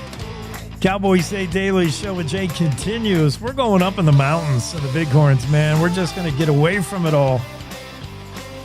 Your buddy Bags will be on the show tomorrow, and now you know what's coming. That'll be exciting. We'll be right back. One last break, and we're heading for the finish line after these. Wyoming is the cowboy state. From corner to corner, there are so many stories to be told, and more cowboys and cowgirls are turning to the Cowboy State Daily News team to keep them in touch with what's happening both locally and in other parts of Wyoming. I'm Riley Strand, videographer and production assistant for Cowboy State Daily Video News. We're proud to bring the most important stories to our viewers every day. The stories that start conversations, the stories that make us laugh, the stories that make us think. Our experienced journalists at Cowboy State Daily are crisscrossing the state every day, talking to those who know the news best. Every day, host Wendy Core and I talk to the reporters who are covering the topics, issues, and people that are important to Wyomingites. And in our daily newscast, we bring you those stories. Tune into the Cowboy State Daily video newscast every morning, only on cowboystatedaily.com. You're listening to the Cowboy State Daily Radio Network. Wyoming is a place of unlimited potential, a place that inspires us to dream. Since 2014, Wyo Lotto has given back over $180 million to our great state through transfers, winnings, commissions, and more. Dollars that have gone directly into your cities, towns, and counties.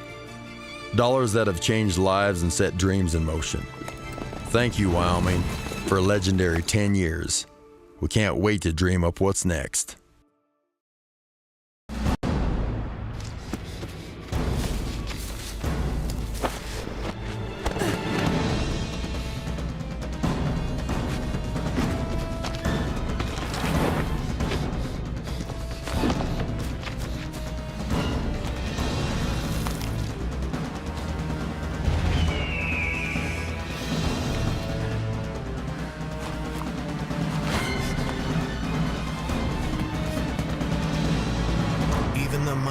Might not see it coming. It's prediabetes, and it captures 1 in 3 adults. You may not even know you have it, but you can escape. Take the 1-minute prediabetes risk test to know where you stand. With early diagnosis, you can change the outcome and prevent or delay type 2 diabetes. Be your own hero on smartphones everywhere at doihaveprediabetes.org. Year after year, we continue to serve new neighbors across our state. For over 40 years, our trust in wealth management services have grown our roots in Casper. And now we're excited to have offices in 3 Wyoming cities. We're here to help you achieve your financial goals and provide the kind of service that you expect from a Wyoming business. Because at Hilltop Bank, community means Wyoming.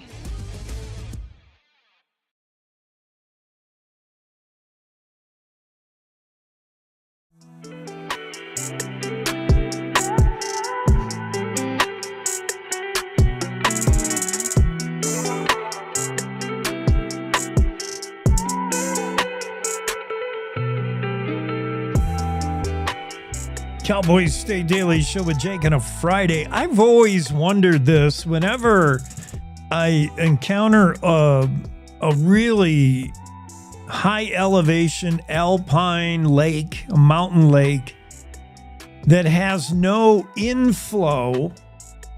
It's just a lake that's made from melting snow. There's no creek that feeds it. There might be a little creek that runs out of it to take the overflow out, but basically it's just an isolated standalone mountain lake. And sometimes you'll encounter fish in that lake, people fishing in it. And I think, how did a fish ever get there? How did the first fish get in this lake if it was not stocked? Now, Game and Fish or a wildlife agency of some kind could stock the lake. A lot of times, old timers back in the day, predating a Wyoming Game and Fish, would stock lakes. Well, they would just take fish in saddlebags, fish in water in their saddlebags, and they would just ride up to the mountain lakes and go stock these high alpine lakes so there would be fish in them. But if that's not the case, how did the fish get in this lake? Well, here's how. And I thought, if you had to guess, what would you get? How did the fish get in this lake? If it didn't swim there from a river or a creek or somewhere else, I would have thought, oh, it's probably an eagle or osprey or some kind of raptor that picked this fish up out of a different lake, picked him up and was carrying him, somewhere to go eat him, or is bringing him to the home nest and dropped it. Oops. And now that would be kind of far-fetched. What are the odds that an eagle would accidentally drop its fish and drop it right into this lake? Okay, that seems pretty far-fetched. But it turns out it is fowl that are responsible. It is a bird or a waterfowl. Studies show that sometimes mallard ducks, for instance, consume certain fish eggs. That's their diet. That's what they're eating. When you see them poke their head underwater, they might eat some fish eggs, and some of those fish eggs come out the other end completely intact. Similar to, let's say, corn for us humans. You know what I'm saying? And so the duck eats some fish eggs in one pond or a lake, flies to another isolated pond or a lake, and then does his business, and the fish hatches. And that would explain how fish get in some of these isolated mountain lakes and ponds. Now you know. See, you know that now. You know how President Taft got stuck in a bathtub. He was 300 pounds. Here's another thing to know. Yahoo Finance is saying this could be an indication, warning sign actually, that the U.S. economy is headed into a danger zone. Dollar stores across the country are noting higher income shoppers recently in the last few months. High income customers have been a meaningful growth driver for us, says CEO Michael Creedon, CEO of Dollar Tree. Dollar Tree, Dollar Store, these are the stores that purport to have items for $1. Although, the actual price tag is usually more than $1, but they're the low-end retailer. Dollar stores, used to see folks who were on the lower level income tiers, but now CEO Michael Creedon said lately the company is reporting sales rose 5.4% in the first quarter of this year for customers with household incomes of more than $100,000. That is the biggest growth sector for Dollar Tree, is folks making $100,000 or more. That's significant. What does that mean as far as where our economy is headed? I don't know, but folks who make six figures are shopping at Dollar Tree now. What does that tell you? Interesting news that I read. This is also interesting. Mark Hines' story about minerals, wind and solar projects could be a boom in Wyoming. Should these companies have to pay for displaced wildlife? If the newest solar panel project, for instance, going in somewhere, if it disturbs pronghorn, the antelope don't want to be around the solar panels because they're really hot. The heat around those things significant. What do you do about displaced wildlife? Could you pay for the mitigation of that? Could you compensate Wyoming residents for the so-called loss of property when these huge wind solar projects go in? State Senator Larry Hicks is proposing a bill that would do just that. Mark Hines wrote it up. The story is in the Cowboy State Daily. Senator Larry Hicks of Baggs proposing a bill for companies to provide off-site compensation when there's an impact to wildlife that cannot be mitigated on-site. I've seen this happen similarly in Jackson, where housing is a huge issue. And when a big developer comes in, let's say, and proposes to build a huge hotel and there's no shortage of those in Jackson Hole, is there? They'll often be charged with mitigating their impact to the community and to housing, because after all, a large hotel is going to generate more jobs, and more jobs mean more people are going to have to live here when already there is a difficulty in living here. So the companies, the developer of this large hotel, simply pays a mitigation fee, a housing mitigation fee, just pays money. Money will fix it. Money fixes everything. And I've watched that work to limited degree, but I've watched it mostly lately not work, because money doesn't buy everything, and no amount of money is going to build housing in Jackson, really. I mean, money could fall from the sky and you still can't keep up with demand for housing in Jackson Hole, Wyoming, or in many other communities. Simply too many people want to live here. And if money were no object, you couldn't build fast enough. There's been plenty of experts who have said the same thing.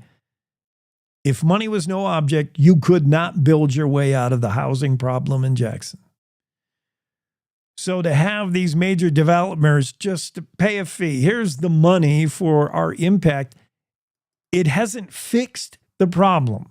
So I wonder if applied to the same scenario where Senator Larry Hicks is proposing to mitigate wildlife, loss of property for wildlife with money, it just makes me think of the same end goal, the same outcome, which is wildlife can't eat money. We can't eat money. That's not going to bring mule deer back. No amount of money from your solar heating project, from your wind turbine project, no amount of money is going to put animals back on the landscape. I know the idea is to use that money to help in efforts elsewhere throughout the state of Wyoming, but that's just paying Peter for Paul's debt. That's just putting one problem into another. It's just, you can't, wildlife can't eat money. That's all I'm saying. So that's what I worry. Though there's also a worry, as Mark Hines described, that too high a fee for these people behind these projects, if it's too high of a fee, energy developers may just go elsewhere. They may say, it's not worth it in Wyoming. I'll go to Utah and do this. That's a concern for sure. But I really am nervous about the idea that we can simply buy off the impact we make to wildlife. You can't put wildlife back on the ground. You can't compensate for habitat loss with money. Money doesn't buy more land. As our buddy Bob McLaurin says in Jackson, they're not making more land. It's only so much of it. And no amount of money is going to buy more land and put more animals on it. Money can't fix everything, Senator Hicks. And I just don't like the road this goes down, this story. I do like this encouraging news. Wyoming uranium boom drives a $76 million merger as the industry continues to grow. David Madison has a story. The energy reporter for the Cowboy State Daily says optimism around Wyoming's uranium and uranium market continues to drive investment in the state. The latest, a $76 million merger. That's between Premier American Uranium and their acquisition of Nuclear Fuels Incorporated, which now creates one of the largest uranium exploration companies in all of America. And that's pretty exciting news. Cost about $31 to make the acquisition, according to Premier American Uranium, but now gives them a combined $76 million operation. Uranium moving forward in the future is going to be key. David Madison talks with Wendy Core about it here. Optimism around Wyoming uranium continues to drive investment in the state, with a $76 million merger announced Thursday, highlighting the state's reemergence as a uranium exploration hotspot. Premier American Uranium Incorporated's acquisition of Nuclear Fuels Incorporated creates one of the largest uranium exploration companies focused exclusively on American deposits. Cowboy State Daily's David Madison reports that the transaction centers on Nuclear Fuels' KC project in the Powder River Basin. It seems that every week there is news about companies merging, combining forces, and really expanding the footprint of uranium mining in Wyoming. This just happened at KC recently. It was a multi-million-dollar merger and is going to mean more mining activity in Wyoming. It joins a bunch of other really bullish activity around uranium across the state. The company describes the KC project as unique among Powder River Basin properties because it's the only one where all three historically productive ore formations are known to be mineralized and potentially suitable for in situ recovery mining.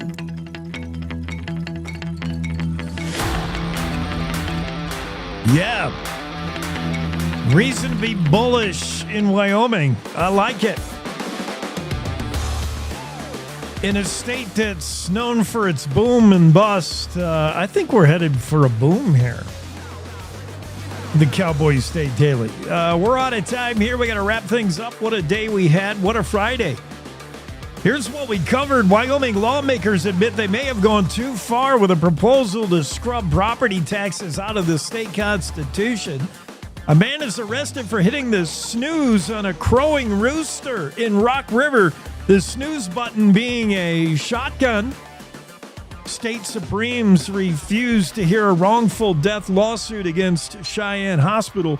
Voice of the people is heard. Casper gravel pit owners told to pound sand as the land board votes down their lease renewal 3-1. We had Secretary of State Chuck Ray on the show to explain why he was a no vote. 36 vintage Porsches cruise through downtown Cody. With scammers after your Bitcoin, Cheyenne CPA David Pope joined us to tell how to safeguard yourself from folks that are after your digital assets. Careful, your crypto is showing. And Jackson Hole's iconic One Fly tournament is now an award-nominated movie, Emmy Award-nominated movie. John Holland, the producer of the movie and the chair of the board of the iconic One Fly fly fishing tournament, joined us to talk about the documentary called Tension.